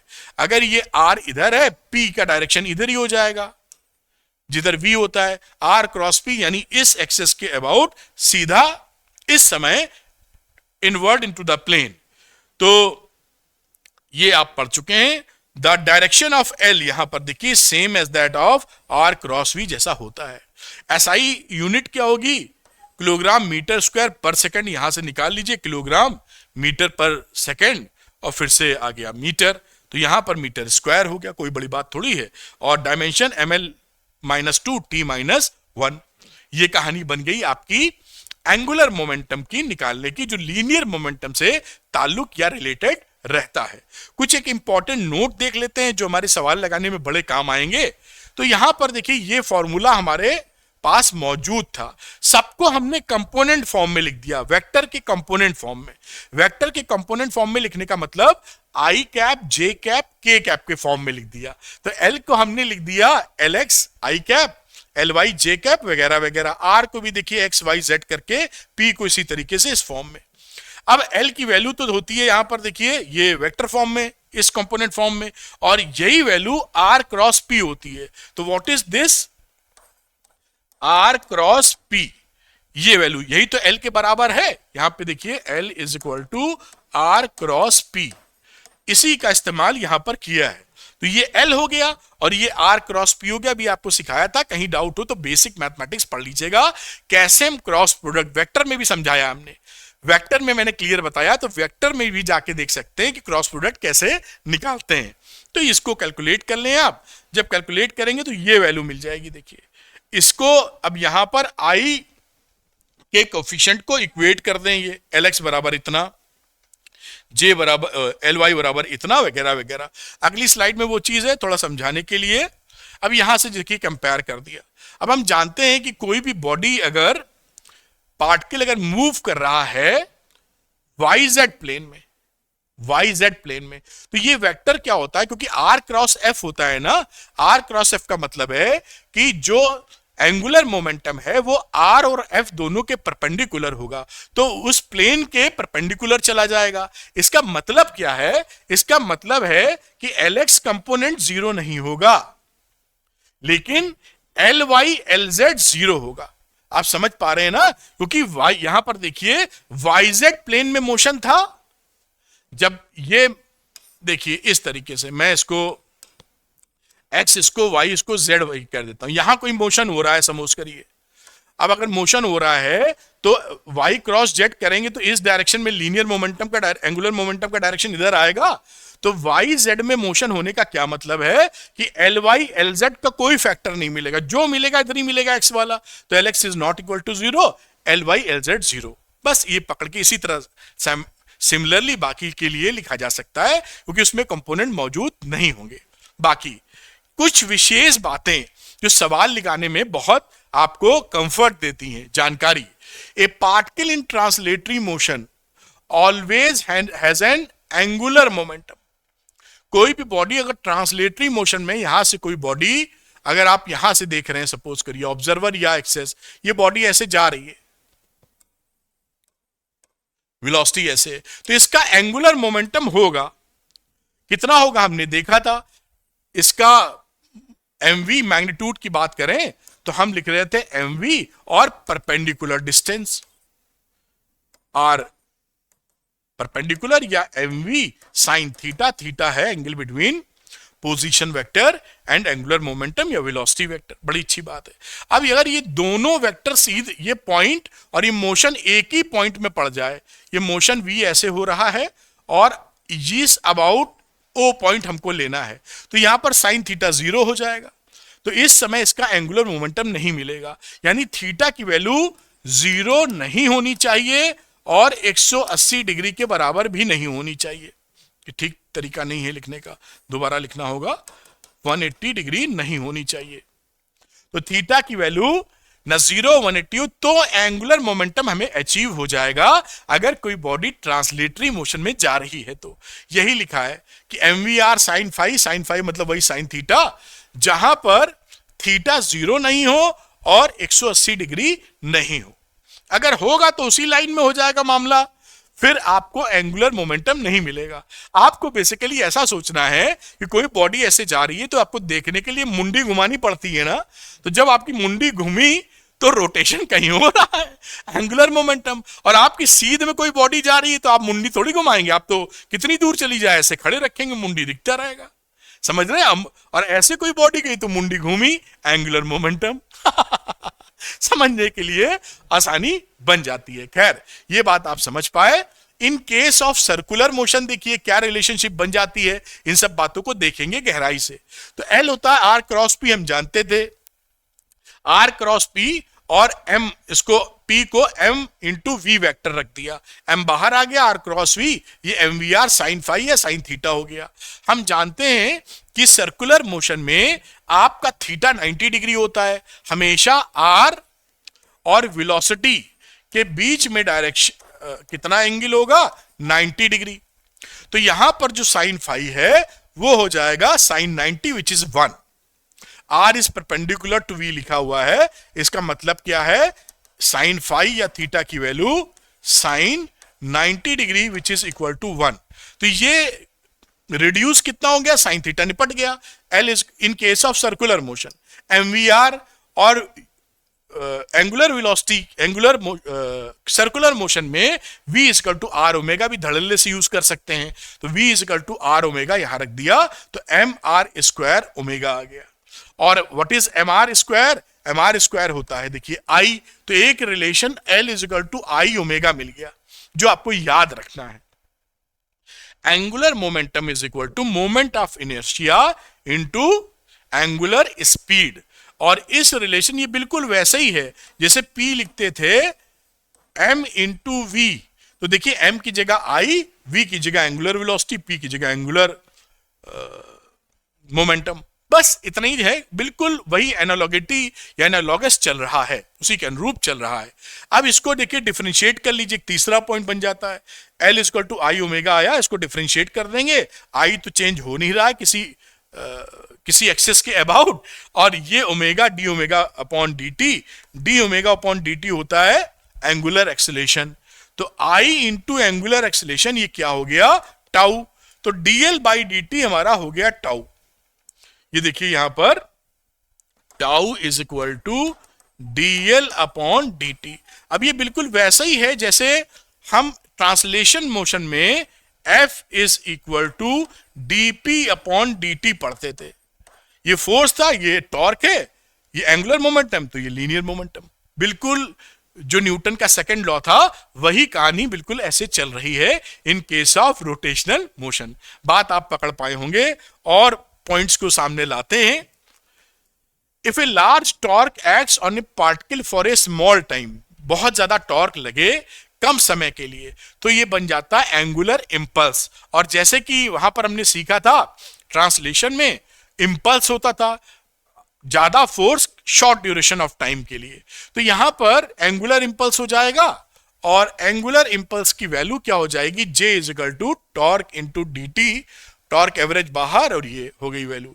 एंगुलर इंपल्स का फॉर्मूला याद रख लीजिए, ये क्या है, change in angular momentum, change in angular momentum. जैसे वहां ट्रांसलेशन में आता था क्या चीज, मोमेंटम थ्योरम पढ़ते थे, तो इंपल्स मोमेंटम थ्योरम, जे की वैल्यू क्या हुआ करती थी वहां, delta P, change in momentum is equal to impulse. तो यहां change in angular momentum is equal to angular impulse. बस इतनी सी बात, बिल्कुल वैसे ही चल रहा है। तो angular impulse is equal to change in angular momentum. ये बात दिमाग में रखिएगा, सवाल भी लेंगे। The angular momentum of a system particles equal to the vector sum of all the angular momentums. L की वैल्यू सबको जोड़ के लिखी जा सकती है, अलग अलग पार्टिकल के एंगुलर मोमेंटम्स को जोड़कर। और बोर थ्योरी के हिसाब से देखें तो angular momentum of an electron in nth orbit हम लिख सकते थे L is equal to N H upon 2 pi. ये सवालों में पूछा जाता, आपको मालूम तो है, फिर भी एक बार याद दिला देना मेरा फर्ज है। चलिए कुछ न्यूमेरिकल बनाते हैं इस पे, जिससे कि बातें और स्ट्रांग हो जाएं। A car of mass 300 kilogram is travelling on a circular track of radius 100 metre with a constant speed of 60 metre per second. ठीक, कैलकुलेट द एंगुलर मोमेंटम। हम जानते हैं जो एंगुलर मोमेंटम होता है वो R क्रॉस P होता है। हम P निकाल लेते हैं ना पहले। P की बात करें तो मैग्नीट्यूड mv हो गया, मास कितना था 300 किलोग्राम, वेलोसिटी कितनी है 60, तो 6 3 18 और ये रहा 30, इतनी वैल्यू हो गई किलोग्राम मीटर पर सेकेंड। यहां पर बात किया जाए, अगर मैं एल की बात करूं मैग्नीट्यूड की, तो आरपी साइन थीटा, क्योंकि सर्कुलर मोशन है, theta is 90 for circular motion. आप जानते हैं, मैं फिर भी थोड़ा सा क्या बोलते हैं, एहतियात बरत रहा हूं, केयरफुलनेस। तो आर कितना था, रेडियस 100 मीटर, पी कितना था बेटा 18,000, 1 2 3, ये वैल्यू कितनी हो गई 18 इंटू 10 की पावर 5 किलोग्राम मीटर स्क्वायर पर second. This is the answer. ये आंसर आ गया। ये किसका आंसर है, दिस इज एंगुलर मोमेंटम का मैग्नीट्यूड। इस तरह इसको निकाल सकते हैं, नोट कर लीजिए, और हम लोग अगला सवाल बनाते हैं जिससे पूरी बात क्लियर हो जाए। मेरे ख्याल से आप इसको नोट कर पाए होंगे। एक कदम और आगे बढ़ जाते हैं। A particle of mass m is moving along the line y is equal to b। तो देखिए मैं आपके लिए कोऑर्डिनेट एक्सिस बना दूं। y is equal to b का मतलब होता है पैरेलल टू x एक्सिस। कोई बॉडी है या पॉइंट है, वो y is equal to b का मतलब है ऐसे मूव कर रहा है। y is equal to b का मतलब यही है। ये y ले लेंगे ये, तो this is the distance b। ये कितनी दूरी है b, क्योंकि y is equal to b इन्होंने बोला है। ठीक है, b and z is equal to 0। z में कुछ भी डायरेक्शन का मामला नहीं है। विथ कांस्टेंट स्पीड v, और स्पीड उसकी v है constant. State whether the angular momentum of particle about origin is increasing, decreasing और कांस्टेंट। हमको बताना है कि इसके अबाउट एंगुलर मोमेंटम ना, हाँ, एंगुलर मोमेंटम का हालचाल क्या है। तो एंगुलर मोमेंटम का अगर मैग्नीट्यूड निकालें L, तो क्या लिखते हो, mv r साइन थीटा, या आप ये जानते ही हैं mv इंटू आर परपेंडिकुलर। अब यहां पर मास दे रखा है m, तो मास लिखा, वेलोसिटी कांस्टेंट है, आर परपेंडिकुलर भी बेटा देखिए b के बराबर है। अब ये जो mvb है यहां पर, ये तो कांस्टेंट है, दिस इज कांस्टेंट। क्यों कांस्टेंट है, मास बदल नहीं रहा, वेलोसिटी अकॉर्डिंग टू क्वेश्चन नहीं बदल रही, b बदल नहीं रहा है, ऐसे ही मोशन कर रहा है। तो यहां एंगुलर मोमेंटम कांस्टेंट रहने वाला है, तो आंसर विल बी कांस्टेंट। और तो कुछ नहीं पूछा, नहीं पूछा है, समझ में आ गए। यहां पर मामला क्लियर है, और गहराई से कई बात सीखी जा सकती हैं, लेकिन फॉर्मूले से ये बात बिल्कुल क्लियर है, तो मैं ज्यादा आपको कंफ्यूज नहीं करना चाहता। आराम से इसको देख लीजिए, बात पकड़ में आ गई होगी कि इसके अबाउट आप यहां से आर ले रहे थे ना, तो ये डिस्टेंस देखिए ये b है, इसी को इधर बढ़ा दीजिए, दैट इज बी ऑल्सो। आप ये मत सोचिएगा ये बी कैसे ले ली, यहां से पीछे बढ़ा दें, दिस इज ऑल्सो बी। ये आर परपेंडिकुलर यही है, ठीक। अगर आर बनाना चाहें तो आर कैसे इसका बनाएंगे, तो यहां से आप ये लाइन खींच दीजिए, this is the direction of R, और ये एंगल बन गया इससे थीटा, ये भी बन जाएगा थीटा। और भी कानून हो सकते हैं, वो करने की आवश्यकता नहीं है, आप यहां पर बात को समझ पा रहे होंगे। देखिए थीटा था ना, तो ये थीटा हो गया, और ये इसी आर का, ये आर परपेंडिकुलर हो गया, which is equal to B. थोड़ा सोचेंगे बहुत कुछ मिल जाएगा आपको। खैर इसको नोट करें, फिर हम लोग एक कदम और आगे बढ़ते हैं। नोट कर लिया होगा उम्मीद करते हैं। अगला एक क्वेश्चन और लेते हैं बेटा। अब इसमें लिखा है particle of mass m is projected with velocity v at an angle theta with the horizontal। अच्छा भाई, find its angular momentum about the point of projection when it is at the highest point of trajectory। आप जान रहे हैं कहानी क्या हो रही है। आपने बेसिकली इस प्रोजेक्टाइल को फेंका है ऐसे, ओ पॉइंट ले लेते हैं, और यहां मैं इसको एक्स एक्सेस कह देता हूं, वाई एक्सेस कह देता हूं। यहां आपने जिसको थ्रो किया है वो v वेलोसिटी से थ्रो किया है और एंगल थीटा पे थ्रो किया है। जब ये इसके मैक्सिमम पॉइंट पर पहुंचेगा हाइट पर, उस समय इसके अबाउट, इस ओ के अबाउट हमको एंगुलर मोमेंटम निकालना है। तो यहां पर जब ये वेलोसिटी टॉप पॉइंट पर पहुंचेगी तो इसकी वेलोसिटी किस डायरेक्शन में होगी, ओनली हॉरिजॉन्टल। वर्टिकल वेलोसिटी खत्म हो जाएगी, वरना और ऊपर चला जाता, ये तो मैक्सिमम पॉइंट है। तो यहां पर केवल हमको क्या मिलेगा, Vx। अब इसका जो दो कंपोनेंट हम लेते हैं, एक इस डायरेक्शन में लेते हैं Vx बराबर V cos थीटा, और इस डायरेक्शन में लेते हैं Vy बराबर V sin थीटा। तो ये कांस्टेंट तो हमेशा थ्रू आउट दी प्रोजेक्टाइल ये तो सेम बना रहता है, क्योंकि एक्सेलेरेशन तो नीचे लग रहा है। ये प्रोजेक्टाइल मोशन में हम लोग सीख चुके हैं। केवल ये यहां भी यही रहेगा, ये कंपोनेंट हर जगह ये कंपोनेंट यही रहेगा, नहीं बदलेगा। तो अगर मैं फॉर्मूला देखूं एंगुलर मोमेंटम का मैग्नीट्यूड, तो मैं क्या लिखना चाहता हूं, mv/r। v क्या है, v है x, क्योंकि यहां पर वेलोसिटी x डायरेक्शन में है। r परपेंडिकुलर मतलब इससे कितना डिस्टेंस, दैट इज h। इसको पीछे बढ़ा दो, ये देखिए ये क्या है, r परपेंडिकुलर, ये इसी h के बराबर है। तो इस फॉर्मूले को लिख सकते हैं mvx और हाइट h। अब प्रोजेक्टाइल की हाइट निकालना हमको आता है, फॉर्मूला हम लोगों ने याद कर रखा था। तो मैं लिख दूंगा h is equal to, h का मतलब maximum height, v² sine square theta upon 2g। बात खत्म। ये तो प्रोजेक्टाइल वाला फॉर्मूला है। वैल्यू रख दीजिए यहां पर, m रखा, vx का मतलब है v cos थीटा, h का मतलब है v² sine square theta upon 2g, है ना। और यही l हमारा मिल जाएगा। तो जरा लिखते हैं सावधानी से, m लिखा और ये आ गया v³। फिर क्या आया, साइन स्क्वायर थीटा बेटा, फिर आया कॉस थीटा, और नीचे आया 2g। This is l and this is your answer.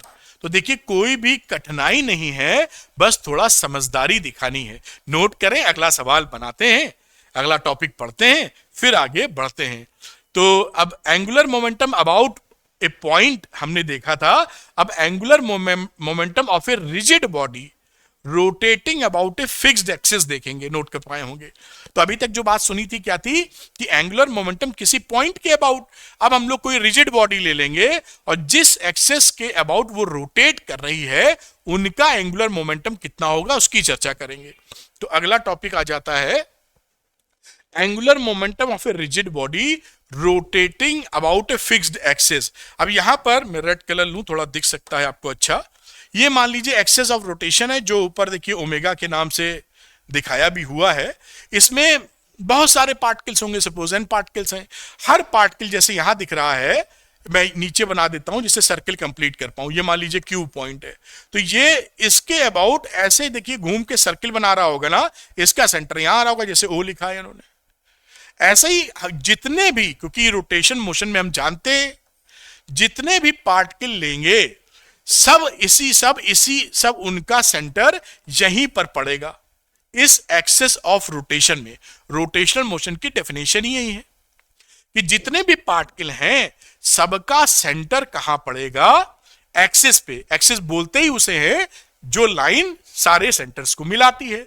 अब हम देखते हैं कि ये जो क्यू है इसका एंगुलर मोमेंटम किधर होगा। ये सर्कुलर मोशन है, मान लीजिए वेलोसिटी इसकी v इधर थी, r इधर था, तो r क्रॉस v करेंगे, ये this is r, this is v। बहुत छोटा लिख रहे हैं, समझ पाओगे ऐसी उम्मीद कर रहे हैं। तो एंगुलर मोमेंटम में r क्रॉस v आपने लिखा तो ये किधर चला गया, ऊपर, यानी एंगुलर मोमेंटम का डायरेक्शन l का एक्सियल वेक्टर टाइप है ऊपर। और जितने भी पार्टिकल घूम रहे हैं छोटे बड़े, सबका एंगुलर मोमेंटम इधर ही मिल रहा है। तो जब एक ही डायरेक्शन में एंगुलर मोमेंटम है एक्सियल वेक्टर के फॉर्म में, तो सारे पार्टिकल्स का एंगुलर मोमेंटम जोड़ देंगे, वो पूरी रिजिड बॉडी का एंगुलर मोमेंटम आ जाएगा। बात पकड़ पाए होंगे, यही पूरी बात यहां पर समझाई गई है जो मैंने आपको समझाया। क्योंकि एंगुलर मोमेंटम जो लिखते थे वो क्या लिखते थे, r क्रॉस p, और p का मतलब क्या होता है, एंगुलर मोमेंटम, लीनियर मोमेंटम का डायरेक्शन v की ही डायरेक्शन में होता है। तो हमेशा ये देखिए v r, सब का सब ऊपर, सबको जोड़ दीजिए तो आपको l मिल जाएगा एंगुलर मोमेंटम। यहां जोड़ के नहीं लिखा है, पीछे वाली स्लाइड में लिखा होगा। तो ये देखिए सबका ये सारी कहानी क्या है। मैग्नीट्यूड की बात करें क्योंकि डायरेक्शन सबका एक ही है, तो हम क्या कर सकते हैं, L is equal to summation जो R I into P I लिख सकते हैं, और समेशन RI PI की जगह MI VI जो ये लिखा है। अब यहां पर देखिए VI is equal to RI omega होता है, ये वैल्यू इसके अंदर पुट कर दीजिए इस VI की जगह, तो ये वैल्यू हो गई MI RI स्क्वायर ओमेगा। और यहां से ओमेगा सबकी सारे पार्टिकल की एंगुलर स्पीड तो सेम होती है भाई, वो रेडियस का आर भले अलग अलग हो, घूम तो सब एक साथ ही रहे हैं एक ही स्पीड से, तो वो ओमेगा बाहर आ गया, समेशन MI RI स्क्वायर। और समेशन MRI स्क्वायर क्या होता है, मोमेंट ऑफ इनर्शिया, बस। तो L की वैल्यू हो गई I ओमेगा।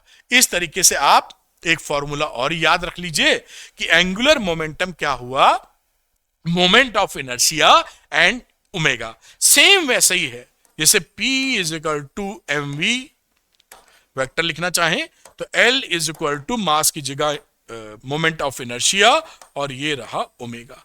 इसको याद रखिए, मैग्नीट्यूड लिखा है समझ लीजिए, हमेशा काम आएगा। L is equal to I omega. ये छोटे छोटे जो वेरिएबल्स हैं वो दिमाग में रहने चाहिए, जिससे हम लोग फटाफट चीजें समझ पाए, वरना रोटेशनल मोशन में ये वेरिएबल से जान पहचान कम होती है तो हमेशा अटक जाते हैं। तो इसको नोट्स बना लीजिए, और जब सवाल लगाएंगे बार बार तो वो दिमाग में आपके जहन में बैठ जाएगा। कुछ और रिलेशन की बातचीत करते हैं, जिसमें है relation between torque and angular momentum. Torque का मतलब टाउ और एंगुलर मोमेंटम का मतलब L।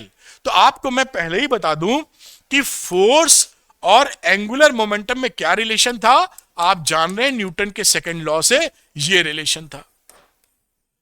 इसी तर्ज पे ये लिख लें, यही निकलता है, यानी torque is equal to DL upon DT। बस याद रखने के लिए देखिए कहीं लिखा होगा, ये लिखा हुआ है बिल्कुल इसी तरीके से बनता है ना। बाकी तो डेरिवेशन जो रहता ही है कि L equal to R cross P, आप डिफरेंशिएट वगैरह कर देंगे। अल्टीमेटली आपको ये चीज पकड़नी है, tau is equal to DL upon DT। Tau का मतलब एक्सटर्नल टॉर्क, L है चेंज इन एंगुलर मोमेंटम का रेट, वही उसके बराबर है। अब एंगुलर इंपल्स की जो बात आती है, जो हम लोगों ने पीछे सीखी थी, चेंज इन एंगुलर मोमेंटम, ये भी ध्यान रखिए सवाल के लिए। तो change in angular momentum is equal to angular impulse, ये बात हमारे जहन में रहेगी, और जहां इसका यूज होगा कर देंगे। कुछ न्यूमेरिकल पकड़ने की कोशिश करते हैं और आगे बढ़ते हैं एक करके। लिखा है 40 kg flywheel in the form of a uniform circular disc of 1 metre radius is making 120 revolutions per minute, determine the angular momentum. अब ये क्या हो गया, देखिए रिजिड बॉडी हो गई पूरी, कोई पॉइंट नहीं है, तो निकालने का तरीका हमारा वही है। तो हम पहले क्या निकालेंगे, फ्रीक्वेंसी निकाल लेते हैं, रिवोल्यूशंस की बात कर रहा है ना, तो मैं एन लिख देता हूं, एन का मतलब 120 आरपीएम है, सेकंड में ले लो 120 अपॉन 60 यानी 2 रिवोल्यूशन पर सेकंड। आई कितना रहा यहां पर, हाफ एम आर स्क्वायर, ये बिल्कुल सर्कुलर डिस्क की कहानी है, हाफ लिखा, मास 40, रेडियस 1 दे रखी थी, वैल्यू हो गई 20 किलोग्राम मीटर स्क्वायर। अब देखिए एंगुलर मोमेंटम निकालना है, तो एंगुलर मोमेंटम हमें आई ओमेगा होता है मैग्नीट्यूड में, आई निकाल लिया, अब ओमेगा और निकाल लीजिए, काम खत्म हो जाएगा। तो ओमेगा निकाला तो 2 पाई एन लिखा, 2 पाई लिखा, और एन की वैल्यू यहां से 2 निकली थी, 2 रख दी तो 4 पाई हो गया। अब इसका फॉर्मूले में रख दें, तो एल की वैल्यू हो गई आई, आई कितना बेटा 20, और ओमेगा कितना है 4 पाई, 80 पाई, या 20 इंटू 4 इंटू 3.14, और ये वैल्यू कहां गिरेगी जाके 251.2 किलोग्राम मीटर पर सेकंड। ये आपका बेटा आंसर आ गया, this is the angular momentum. तो जब भी न्यूमेरिकल आए, आप शुरुआती दौर में डाटा लिख ले और देखें कि फाइनली निकालना क्या, उसके लिए जो जो जरूरत पड़े निकालते चले जाइए। जैसे आप डिसाइड करते हैं कि यहां से मुझे वैष्णो देवी जाना है सपोज, तो वैष्णो देवी जाना है पहले डिसाइड करते हैं, फिर ये डिसाइड करते हैं कि मैं कार से जाऊं, कि मैं ट्रेन से जाऊं, कि मैं प्लेन से जाऊं, कहां रुकूं, कहां बढ़ूं। ऐसे ही फॉर्मूले में कि आप पहले डिसाइड कर लीजिए कि भाई हमको जाना कहां है, फिर जो जो रास्ते में स्टेशन पड़ रहे हैं उनको निपटाते जाइए और आप वैष्णो देवी पहुंच जाएंगे। खैर एनीवे, इसको आप नोट कर लीजिए, इसलिए कि थोड़ा सा मजा आता रहे मुझे और आपको। नोट कर लिया होगा, कोई दम नहीं था इसमें। एक कदम और आगे बढ़ाने की तरफ चलते हैं। तो a torque of 10 newton metre is applied on a wheel having a angular momentum 2 है, और टॉर्क भी दिया हुआ है। तो देखिए टॉर्क की वैल्यू दी है 10 न्यूटन मीटर, और एंगुलर मोमेंटम एल दिया है 2 केजी मीटर स्क्वायर पर second. Calculate the angular momentum of the wheel after 4 second. Angular momentum ये समझ लीजिए L1 दिया है, L2 पूछा है 4 सेकेंड बाद, t बराबर 4 सेकेंड। हम ये जानते हैं कि टॉर्क की वैल्यू होती है dl अपॉन dt, ठीक। तो इसको dl अपॉन dt मतलब L2 minus L1 upon T, इस फॉर्मूले का इस्तेमाल कर लीजिए। तो L2 कितना हो गया, torque into T plus L1, torque कितना था 10, टी है 4 सेकेंड, L1 है 2, तो 40 प्लस 2 यानी 42 किलोग्राम मीटर स्क्वायर पर सेकेंड। ये आपका बेटा आंसर है। इस तरह से फट से सवाल हो जाएगा, कोई परेशानी नहीं। नोट करिए, अगला सवाल बनाएंगे, और अगला सवाल थोड़ा सा बढ़िया सवाल है, तो आपको सोचने पे मजबूर करेगा। खैर इसको आप नोट कर पाए होंगे। देखिए अब हम लोग अगले सवाल की तरफ चलते हैं। लिखा है solid ball of radius 0.2 metre and mass 1 kilogram is given an instantaneous impulse of 50 newton per second, 50 newton second at point P। ये देखिए यहां पर ये जो मास था उसको आपने 1 किलोग्राम का था, रेडियस दी थी, और यहां पर आपने उसको स्पीड दे दी है, इंस्टेंटेनियस इंपल्स दिया है 50 न्यूटन का। ठीक है, आगे समझते हैं। P as shown, find the number of rotations made by the ball about its diameter before hitting the ground। अभी हिट कैसे करेगा ग्राउंड पे, इंपल्स दिया, मान लीजिए ठोक दिया ऐसे ठक से, अब ये अपना करके प्रोजेक्टाइल मोशन फॉलो करके लुढ़केगा नीचे, ऐसी कुछ कहानी होगी जब इंपल्स आप दिए हुए हैं। The ball is kept on smooth surface initially, पहले ये बॉल यहां पर स्मूथ सरफेस पे थी। तब देखिए यहां पर कुछ बातें ये शुरू में पढ़ेंगे तो लगता है कहां से शुरू करें। देखिए लीनियर इंपल्स की वैल्यू हमने क्या पढ़ी थी, F इंटू टी, जिसे चेंज इन मोमेंटम या M इंटू डेल्टा वी सीखा था हमने। तो हम डेल्टा वी की वैल्यू की बात करें तो क्या लिखेंगे, लीनियर इंपल्स अपॉन एम। और यहां पर हम लोग इसकी वैल्यू निकाल सकते हैं। तो वैल्यू कितनी हो गई बेटा, एम कितना है 1, तो इंस्टेंटेनियस इंपल्स कितना दिया था 50 और मास था 1, तो that is 50 metre per second. ये कहानी आ गई अलोंग दी इंपल्स। अब दूसरी बात देखते हैं जो हमारा एंगुलर इंपल्स होता है, एंगुलर इंपल्स, ये भी आज पढ़ा है हम लोगों ने। तो एंगुलर इंपल्स हो जाएगा टाउ इंटू डी टी, या आप लिखते हैं चेंज इन एंगुलर मोमेंटम, या आप लिखें आई इंटू डेल्टा ओमेगा या आई ओमेगा। ये सीखा आज हम लोगों ने। तो यहां डेल्टा ओमेगा या ओमेगा की बात कर लें तो ओमेगा की वैल्यू हो गई change in momentum upon I, और चेंज इन मोमेंटम को R into delta P upon I समझाने के लिए आपको। अब इसे क्या लिख सकते हैं, लिख सकते हैं आर इंटू लीनियर मोमेंटम या लीनियर इंपल्स, इस आर को जो लिखे हुए हैं आर इंटू लीनियर इंपल्स, तो लीनियर इंपल्स अपॉन आई। देखिए यहां से वैल्यू निकाल ली। अब ओमेगा निकालने के लिए हमको इंपल्स की वैल्यू मालूम है 50, इस रेडियस और आई की वैल्यू और निकाल देनी है।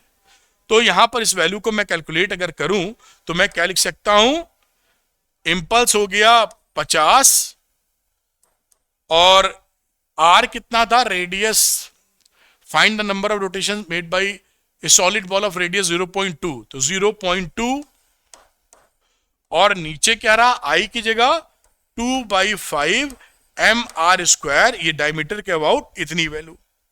अब इसको जब कैलकुलेट करेंगे सारी वैल्यू रखकर तो ये आ जाएगा 625 रेडियन पर सेकेंड। अब आपको नंबर ऑफ रोटेशंस पूछा है, नंबर ऑफ रोटेशंस, तो नंबर ऑफ रोटेशंस का फॉर्मूला यहां क्या हो जाएगा, एन।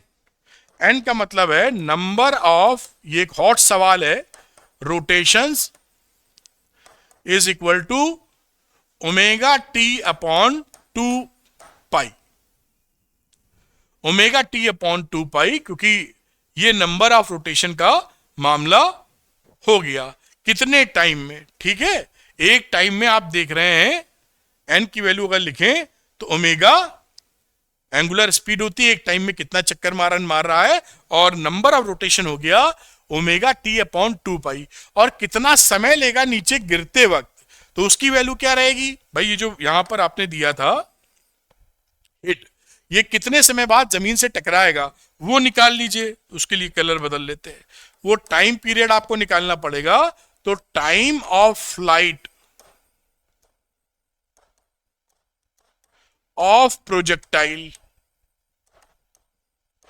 कितना टाइम ऑफ फ्लाइट रहा, 2u sin थीटा अपॉन जी। अब यहां पे वैल्यू रखते हैं आप, तो वैल्यू कितनी आ जाएगी, 250 निकाल चुके थे u, और साइन 60 डिग्री, कैसे 60 आया अभी दिखाता हूं, अपॉन 10, तो ये वैल्यू हो गई 5√3 सेकेंड। यहां पर देखें, ये यहां पर जहां हिट किया गया ये 30 है, तो ये एंगल 30 हो जाएगा, पूरा एंगल 90 है, तो ये एंगल कितना हो गया 60 डिग्री। ये 30 तो ये 30, ये पूरा 90 था, तो ये आपका बन गया 60 डिग्री। यहां पे इसकी वैल्यू रख दीजिए, तो ये वैल्यू आपने रखी यहां बाकी सारी वैल्यूज के साथ में। तो वैल्यू ओमेगा निकाला था 625, और उसकी वैल्यू है 5√3 अपॉन 2 पाई। ये आपका आंसर आ गया। इतने रिवोल्यूशंस बनेंगे, इसको आप नोट कर सकते हैं कितने रिवोल्यूशंस बन रहे हैं। ये नंबर ऑफ रोटेशंस आप समझ पाए होंगे, उम्मीद कर रहा हूं। ये ओमेगा का मतलब होता है 2 पाई एन, अगर एन फ्रीक्वेंसी है। और किसी पर्टिकुलर टाइम में हमको निकालना है नंबर ऑफ रोटेशंस। क्या ये क्या हो गया, n बराबर फ्रीक्वेंसी है ना ओमेगा अपॉन 2 पाई। एक सेकंड में n रोटेशंस थे, तो t टाइम में कितने रोटेशंस हैं वो आपको मल्टीप्लाई करना पड़ जाएगा नंबर ऑफ रोटेशन से। टोटल नंबर ऑफ रोटेशंस को का मतलब ओमेगा टी अपॉन 2 पाई। उम्मीद है बात पकड़ पाए होंगे। ये n क्या चीज होती है, फ्रीक्वेंसी। फ्रीक्वेंसी का मतलब एक सेकंड में कितने रोटेशंस हैं, और टी टाइम तक वो गिरने से पहले रहा है तो टी से मल्टीप्लाई करेंगे तो नंबर ऑफ रोटेशंस आएगा। तो ये आप ऊपर से इसको बेटा नोट कर पाए, जिससे कि ये ध्यान रखिएगा डेल्टा पी लीनियर मोमेंटम है, तो ये किसके बराबर होता था, लीनियर इंपल्स के बराबर, इंपल्स मोमेंटम थ्योरम। ठीक है, उससे ये बात लिखी है, वरना इसको भी कहीं पकड़ने में आपको दिक्कत ना आ जाए। ठीक, ये एक अच्छा सवाल है, हॉट्स क्वेश्चन है, तो जो बच्चे अच्छी से अच्छी प्रिपरेशन कर रहे हैं वो जरूर लगाना पसंद करेंगे, बाकी आप अपने हिसाब से समझ सकते हैं। तो इसको ध्यान पूर्वक सीख लीजिए। आगे चलेंगे और आगे देखेंगे law of conservation of angular momentum. इसको नोट किया होगा, थोड़ा ऊपर ले जाते हैं, ये भी आप देख पाए होंगे। चलिए आगे की बात करते हैं, जहां पर हम लोग law of angular conservation of angular momentum की बातचीत करेंगे। तो law of conservation of angular momentum, जैसे हमने ये सीखा था इन केस ऑफ ट्रांसलेटरी मोशन, कि जो मोमेंटम होता है अगर हमारा एफ एक्सटर्नल फोर्स 0 है तो उस दशा में ये कांस्टेंट होता है, कंजर्व होता है। ऐसे ही अगर हमारा एक्सटर्नल टॉर्क 0 हो जाए तो हमारा जो एंगुलर मोमेंटम होता है वो भी कांस्टेंट होता है। और एंगुलर मोमेंटम कांस्टेंट होने का मतलब क्या है, L इजिकल टू होता है आई ओमेगा। तो I1 ओमेगा 1 बराबर I2 ओमेगा 2, एक रिलेशन हमको हमेशा मिलता रहेगा। If there is no external torque, in the absence of external torque, the angular momentum will be conserve. और कैसे पकड़ लेते हैं, देखिए सारी बात में torque external equal to DL by D T. अगर टॉर्क की वैल्यू 0 है external, DL by D T 0 है, डीएल बाई डी टी 0 होने का मतलब किसी का डिफरेंशिएशन अगर 0 हो तो वो क्वांटिटी कांस्टेंट है, तो ये एल यहां पर कांस्टेंट हो गया, इसलिए ये 0 हुआ। यही चीज आ गई कंजर्वेशन ऑफ लीनियर मोमेंटम। यही लिखा है, इन the absence of any external torque the total angular momentum of a system must remains constant. तो ये बात आप बिल्कुल आसानी से पकड़ पा रहे होंगे। L is equal to I omega, वही बात जो मैंने लिखी थी, ये देखिए आई ओमेगा हो गया कांस्टेंट। और यही चीज जो जिम्नास्ट वगैरह हैं, स्विमर्स हैं, सर्कस एक्रोबेट्स हैं, बैले डांसर हैं, ये इसका इस्तेमाल करते हैं। कि अगर देखिए ऐसे आपने 12th में सीखा भी होगा, हाथ फैला के आप घूमते हैं तो MRI जो है वो थोड़ा सा ज्यादा रहता है, ओमेगा रहती है स्पीड, और जैसे ही आप आई कर लेते हैं, हाथ सिकोड़ लेते हैं, ऐसे कर लेते हैं, तो आपने आई घटाया, आई इंटू ओमेगा सेम रहना है तो ओमेगा बढ़ जाता है। ओमेगा बढ़ने का मतलब है एंगुलर स्पीड बढ़ जाएगी, आप बहुत तेजी से घूमेंगे। यही आपने देखा होगा कि जो लोग ओलंपिक्स में देखा होगा टीवी पर, कि जो लोग डाइव मारते हैं, स्विमर्स ऊपर से छलांग मारते हैं पानी में गोता मारने के लिए, वो अपनी बॉडी को पास ले आते हैं जिससे आई घट जाए। जब छलांग मारी आई ओमेगा कंजर्व है, आई घटाने के लिए बॉडी पास ले आए, MR स्क्वायर होता आर घटा दिया, आई घट गया, ओमेगा बढ़ गई, तो वो रोटेशंस कर लेते हैं कई सारे पानी में घुसने से पहले, और उसके पॉइंट्स होते हैं। तो अगर कोई ज्यादा चक्कर मार ले हवा में पानी में जाने से पहले तो उसके पॉइंट्स बढ़ जाते हैं और वो गोल्ड मेडलिस्ट बन जाता है। तो यही काम किया जाता है, और भी बात आप समझ गए होंगे। और यही है, constant angular momentum is extremely useful when dealing with the orbits of planets and satellites.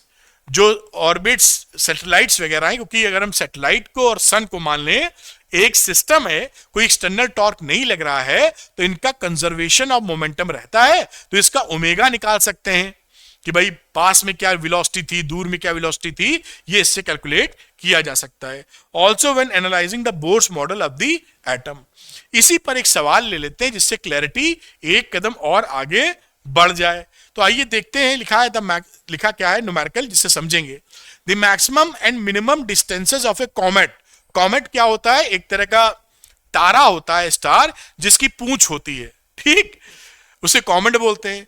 From sun R this 1 metre, ये मैक्सिमम डिस्टेंस है और ये मिनिमम डिस्टेंस है।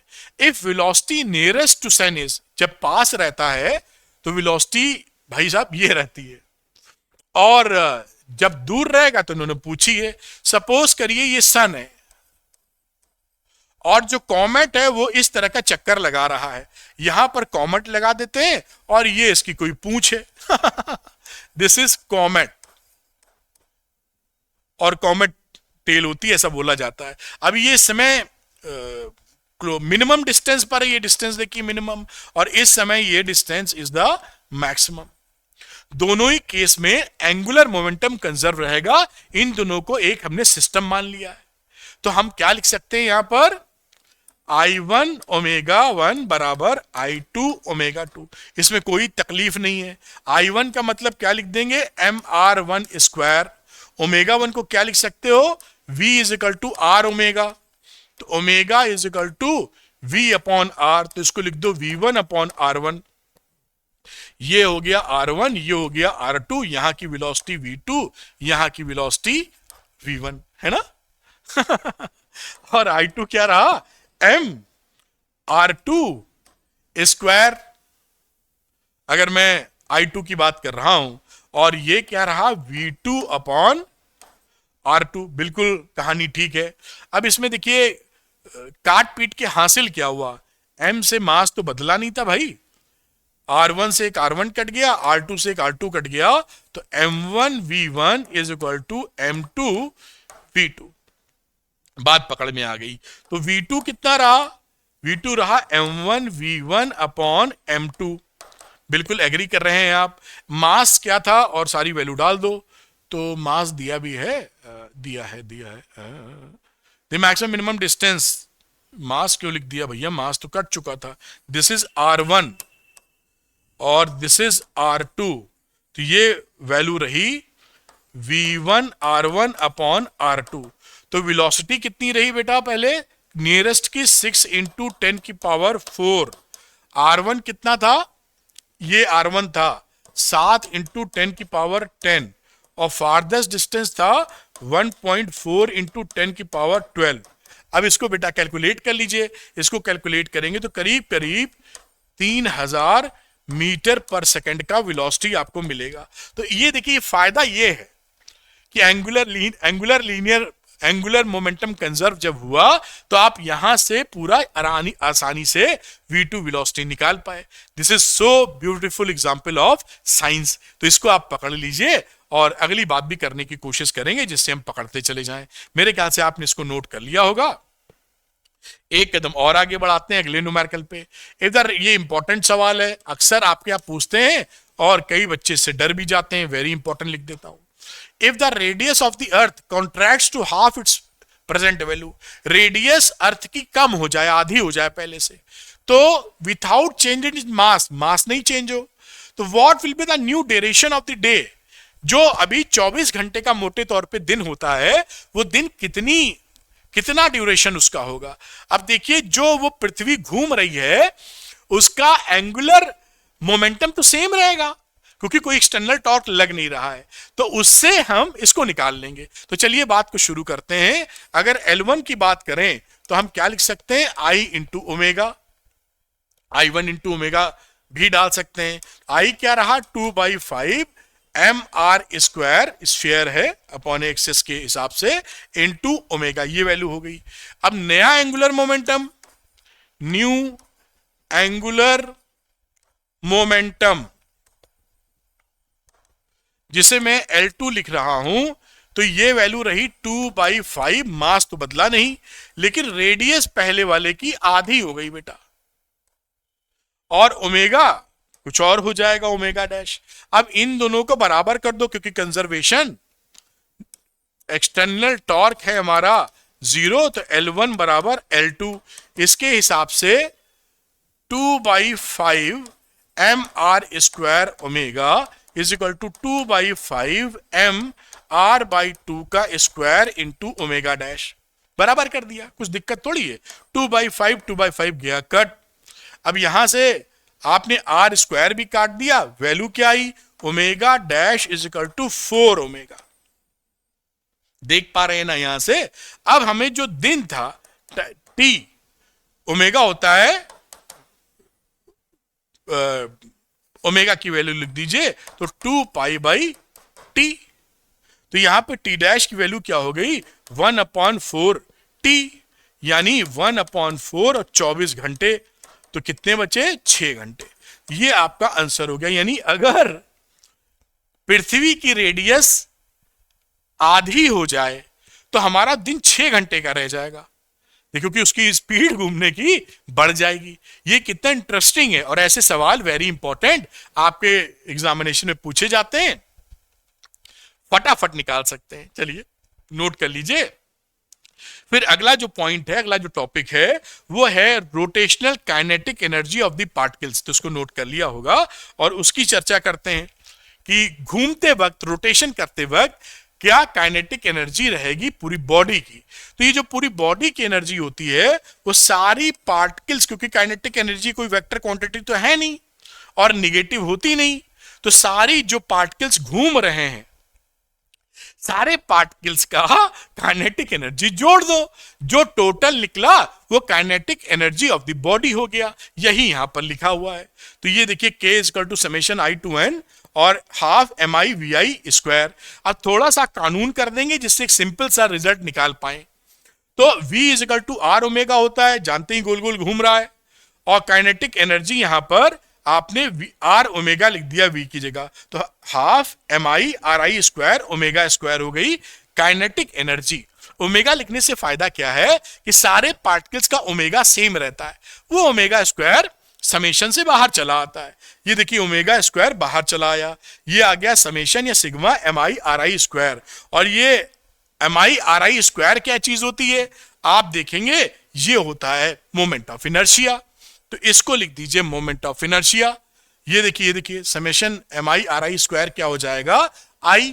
तो K की वैल्यू हमेशा काइनेटिक एनर्जी क्या पकड़ेंगे, half I omega square. That is, आपको ये याद रखना है, किसी भी बॉडी अगर वो रोटेट कर रही है तो उसमें कितनी काइनेटिक एनर्जी होगी, हाफ I ओमेगा स्क्वायर। अब यहां पर देखिए क्या करते हैं, यहां पर अगर हम ओमेगा की वैल्यू 1 पुट कर दें तो I की वैल्यू 2E हो जाएगी ना, K is equal to half I, या I की वैल्यू 2 इंटू के। यही बात यहां लिख दी गई कि मोमेंट ऑफ इनर्शिया यानी I 2 into rotational kinetic energy होगा अगर कोई बॉडी का एंगुलर स्पीड 1 हो तो। बस बात खत्म। यही स्टेटमेंट इसके लिए निकला हुआ है कि न्यूमेरिकली हमारा I 2K के बराबर हो जाएगा जब उसके घूमने का एंगुलर स्पीड यूनिटी हो, 1 हो। तो rotational kinetic energy depends on axis of rotation. भाई किस एक्सिस के अबाउट घुमा रहे हो उसी से तो आई बदल जाता है। अगर आई बदल जाएगा तो आप जान ही रहे हैं काइनेटिक एनर्जी भी बदल जाएगी। चलिए इस पे बेस्ड कुछ न्यूमेरिकल्स कर लेते हैं जिससे और एक स्टेप फर्दर आगे बढ़ सके। तो a wheel is rotating at a rate of 1000 RPM। एक पहिया है जो 1000 रिवोल्यूशंस करता है पर मिनट के हिसाब से, and it's kinetic energy is 10⁶ joule. ये भी दे रखा है, यानी आपको दिया क्या, एक तो N दिया है, लिख लें आप RPM, हम लोग सेकंड्स में काम करते हैं तो इसको 1000 को 60 से डिवाइड कर देंगे RPS लेने के लिए। ये वैल्यू कितनी आ जाएगी, 50/3। ओमेगा फट से निकाल लीजिए, 2 पाई N, मतलब इधर मल्टीप्लाई करोगे तो 100 π/3 रेडियन पर second. This is the omega. और ये आपको दे रखा है काइनेटिक एनर्जी के, लिख देता हूं केवल 10⁶ जूल। अब आप जानते हैं कि रोटेशनल काइनेटिक एनर्जी क्या होती है, जो रोटेट करने की वजह से है। Rotational kinetic energy half I omega square, अभी हमने देखा। अब यहां पर ये कितनी एनर्जी है, 10⁶, क्वेश्चन में गिवन था, हाफ लिखा।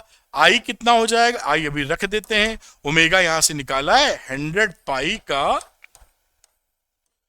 Whole square, moment of inertia पूछा तो आई की वैल्यू क्या हो जाएगी? अब आई को इसी से आप सॉल्व कर लीजिए, करीब करीब 182.4 किलोग्राम मीटर स्क्वायर आपका आंसर आ जाएगा।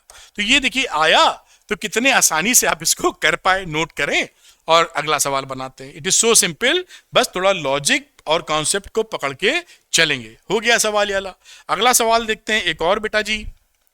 ए फ्लाईव्हील ऑफ मास 0.2 किलोग्राम और radius 10 centimetre is rotating with 5/π revolution per second about an axis perpendicular to this plane passing through its centre. ठीक है, इससे आई पता चल जाएगा, हमको पता चल ही गया यहां आई कितना ये बोले हुए हैं mr², और निकाल ही लेते हैं। मास दे रखा था 0.2 किलोग्राम और रेडियस कितना है 10 सेंटीमीटर यानी 0.1 का स्क्वायर, तो 2 इंटू 10 की पावर -3 किलोग्राम मीटर स्क्वायर। ठीक है बेटा, calculate angular momentum and kinetic energy. Angular momentum और काइनेटिक एनर्जी निकालना है। एंगुलर मोमेंटम होता है आई ओमेगा और काइनेटिक एनर्जी आपकी होगी हाफ आई ओमेगा स्क्वायर, यानी हमको आई और ओमेगा चाहिए। आई तो निकाल चुके, ओमेगा और निकालने की हिसाब बन सकता है। तो ओमेगा कितना है 2 पाई इंटू एन, 2 पाई लिखा और एन का मतलब क्या है नंबर ऑफ रोटेशन 5/π, तो यहां वैल्यू कितनी आ गई 10 रेडियन पर सेकेंड। बात खत्म हो गई।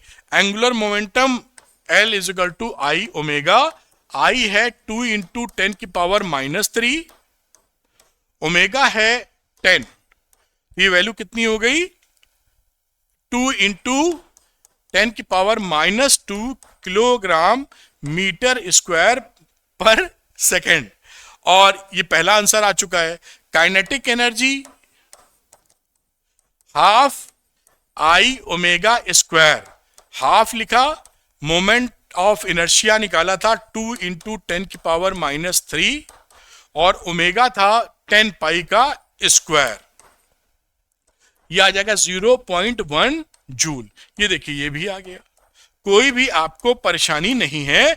बस क्या है ना, जैसा रोटेशनल मोशन या डायनेमिक्स आसान लगाने के लिए सर्कुलर मोशन के पैरामीटर से जान पहचान, सेंटर ऑफ मास भी पढ़ लीजिए, फिर इसके ऊपर टूट पड़िए और इसके जो फॉर्मूले हैं यानी जो सिंबल्स हैं एल आई ओमेगा और भी अल्फा टॉर्क कपल सबकी जान पहचान कर लीजिए। बहुत सरल चैप्टर है, नहीं परेशानी होगी। खैर इसको आप नोट कर लें। अब हम लोग वर्क एनर्जी थ्योरम देखेंगे इन रोटेशनल मोशन, ये नोट कर चुके होंगे। जैसे हमने वर्क एनर्जी थ्योरम देखी थी ट्रांसलेशनल मोशन में, तो work energy theorem in rotational motion क्या होता है, the work done by torque, जो टॉर्क वर्क डन करता है वो change in rotational kinetic energy उसी तर्ज पर है।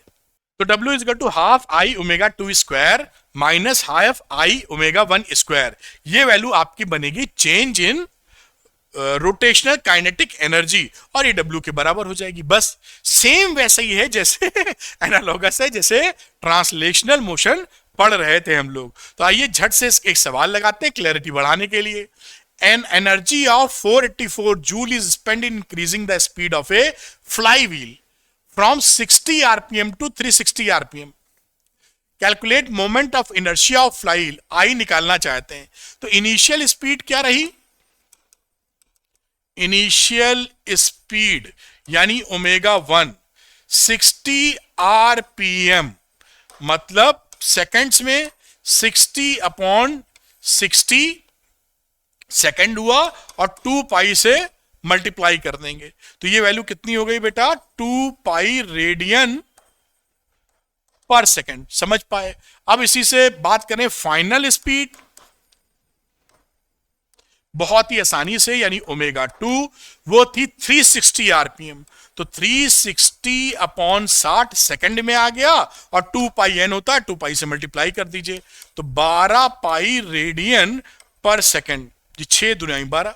ठीक, अब मोमेंट ऑफ इनर्शिया हमको करना है पता, तो एनर्जी स्पेंड क्या रही, वर्क डन, और फॉर्मूला क्या था, change in kinetic energy K2 minus K1 work energy theorem for rotational motion, तो वर्क रहा 484 जूल, और ये रहा I omega 2 square minus half I omega 1 square. तो 484 और यहां से कॉमन आ जाएगा कितना बेटा, half I omega 2 square minus omega 1 square. I की वैल्यू लिखते हैं 484 into 2 omega 2 square minus omega 1 square. 484 into 2, omega 2 निकाला था 12 पाई, और वो था 2 पाई, जहां तक 2 पाई। ये देखिए वैल्यू यहां पे। अब इस वैल्यू को कैलकुलेट कर लीजिए आप। कैलकुलेट करने के बाद आपका आंसर आ जाएगा 0.7 kg metre square. This is the answer. तो मेरे ख्याल से आप बड़ी आसानी से इसको कर सकते हैं। ध्यान से देख लीजिए, और सवाल बहुत ही प्यारा है, आसान है, और आपके यहाँ ऐसा सवाल बनता है जबरदस्त तरीके से। अब हम लोग आज का आखिरी क्वेश्चन करेंगे, वो भी बहुत फेमस क्वेश्चन है, आसान है, लेकिन इसको मैं ऊपर बढ़ा देता हूं, ये आप नोट कर पाए। उस क्वेश्चन को जरूर आप लगा चुके होंगे, लेकिन बहुत पूछे जाने वाला क्वेश्चन है, और फंडा भी क्लियर करता नहीं लगाए तो मेरे साथ लगा लेंगे आप। तो a thin metre scale is kept vertical by placing its one end on the floor. तो यहां पर एक हमने ऐसे फ्लोर पर इसको रख दिया है। ये 1 मीटर इसका अभी लेंथ एल ले लेते हैं, 1 बाद में पुट कर देंगे। This is length L. Keeping the end in contact stationary, अभी रुका हुआ है। It is allowed to fall, गिरने को अलाउ किया गया।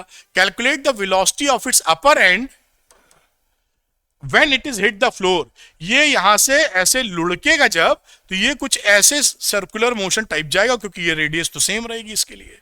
अब इसकी जो कहानी है, हम लोग क्या करेंगे, अभी इस समय जब ये रुका हुआ है तो इसका पोटेंशियल एनर्जी निकाल लेंगे, और जब ये टकरा रहा होगा तो इसके पास रोटेशनल काइनेटिक एनर्जी होगी, दोनों को इक्वेट कर देंगे। तो इसकी जो इस समय पोटेंशियल एनर्जी है वो क्या है, इसका सेंटर ऑफ मास किधर होगा, बीच में होगा। ये मैं सेंटर ऑफ मास लिखता हूं। ये डिस्टेंस कितनी होगी और ये डिस्टेंस कितनी होगी, दोनों L/2 होंगी। आधे पे यूनिफॉर्म रॉड ले रहे हैं। फंडा क्या लगा रहे हैं, loss in potential energy is equal to gain in rotational kinetic energy. तो इस समय पोटेंशियल एनर्जी कितनी है, इसका मास m ले लें अगर, तो mg और h कितना हुआ, L/2 है ना पोटेंशियल एनर्जी। अब जब ये लुढ़का और यहां टकराने पे आया, तो जिस समय ये टकराने वाला था, सपोज इसका एंगुलर स्पीड ओमेगा था, बहुत अच्छी बात है, तो हम क्या कह देंगे बेटा, हाफ आई ओमेगा स्क्वायर।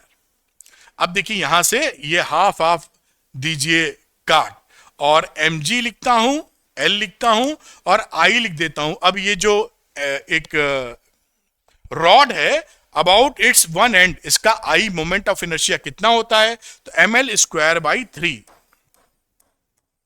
ये मोमेंट ऑफ इनर्शिया इसका हो गया, जैसा आप मेरे ख्याल से जान पाए। अब इसको पकड़ते हैं, काट कूट के वैल्यू कितनी आ जाएगी, ओमेगा स्क्वायर लिख दीजिए। इस m से ये m कट गया, l से इसने मार दिया, तो ये वैल्यू आ गई 3g/L। ये तो आपकी एंगुलर स्पीड आई। अब ये पूछने की कोशिश ये कर रहे हैं कि वेलोसिटी कितनी है, तो वेलोसिटी के लिए फॉर्मूला यहां क्या लगाएंगे, v = r ओमेगा, यानी ओमेगा को हम रिप्लेस कर देंगे v/r से। तो ये वैल्यू यहां पर आप डाल दीजिए, यहां पर इसका इस्तेमाल करते हैं, और v²/r²। अभी r की वैल्यू लिख देंगे 3g/L। अब देखिए यहां पर r कितना है, रेडियस पूरी लेंथ है, यही तो r है। तो यहां पर लिखेंगे v²/L² बराबर 3g/L। एक l से ये स्क्वायर कट गया, और v² कितने के बराबर आया, 3gl के, यानी v कितने के बराबर आया, √3GL। मैंने समझाया है इसलिए हर स्टेप लिखा है। जब आप करेंगे तो शायद आपको एक लाइन लिखनी पड़े या 2 लाइन लिखनी पड़े। 15 सेकेंड, 30 सेकेंड, बस। मैंने समझाया इसलिए हर स्टेप लिखा है, तो उसको नोट कर सकते हैं आप, देखिए, और आसानी से इसको आराम से कर पाएंगे। तो इस तरीके से क्वेश्चन कर पाएंगे। उम्मीद है आप इसको नोट कर पाए हैं। और ये रहा पूरा नोट करने का हिसाब। तो मैं आपसे यही अपील करूंगा कि अगर फिजिक्स को आसान भाषा में समझना चाहते हैं, ये चाहते हैं कि वीडियो देखने के बाद बेटा आपके न्यूमेरिकल निकलना शुरू हो जाएं, तो झट से अरविंद एकेडमी चैनल को सब्सक्राइब कर लीजिए। अगर ये वीडियो आपको पसंद आया है, टॉप क्वालिटी कंटेंट है इसके अंदर, तो वीडियो को लाइक और शेयर कीजिएगा और अरविंद एकेडमी चैनल को सब्सक्राइब कीजिएगा। इसके पहले के वीडियो देखने के लिए लिंक दिया है डिस्क्रिप्शन में, क्लिक करके देखिए, सीक्वेंस में देखेंगे, बहुत जबरदस्त फायदा होगा। और इसका पीडीएफ चाहिए तो अरविंद एकेडमी टेलीग्राम चैनल पर ज्वाइन कर सकते हैं, जिसका लिंक डिस्क्रिप्शन में दिया है। Thank you very much, wish you all the best.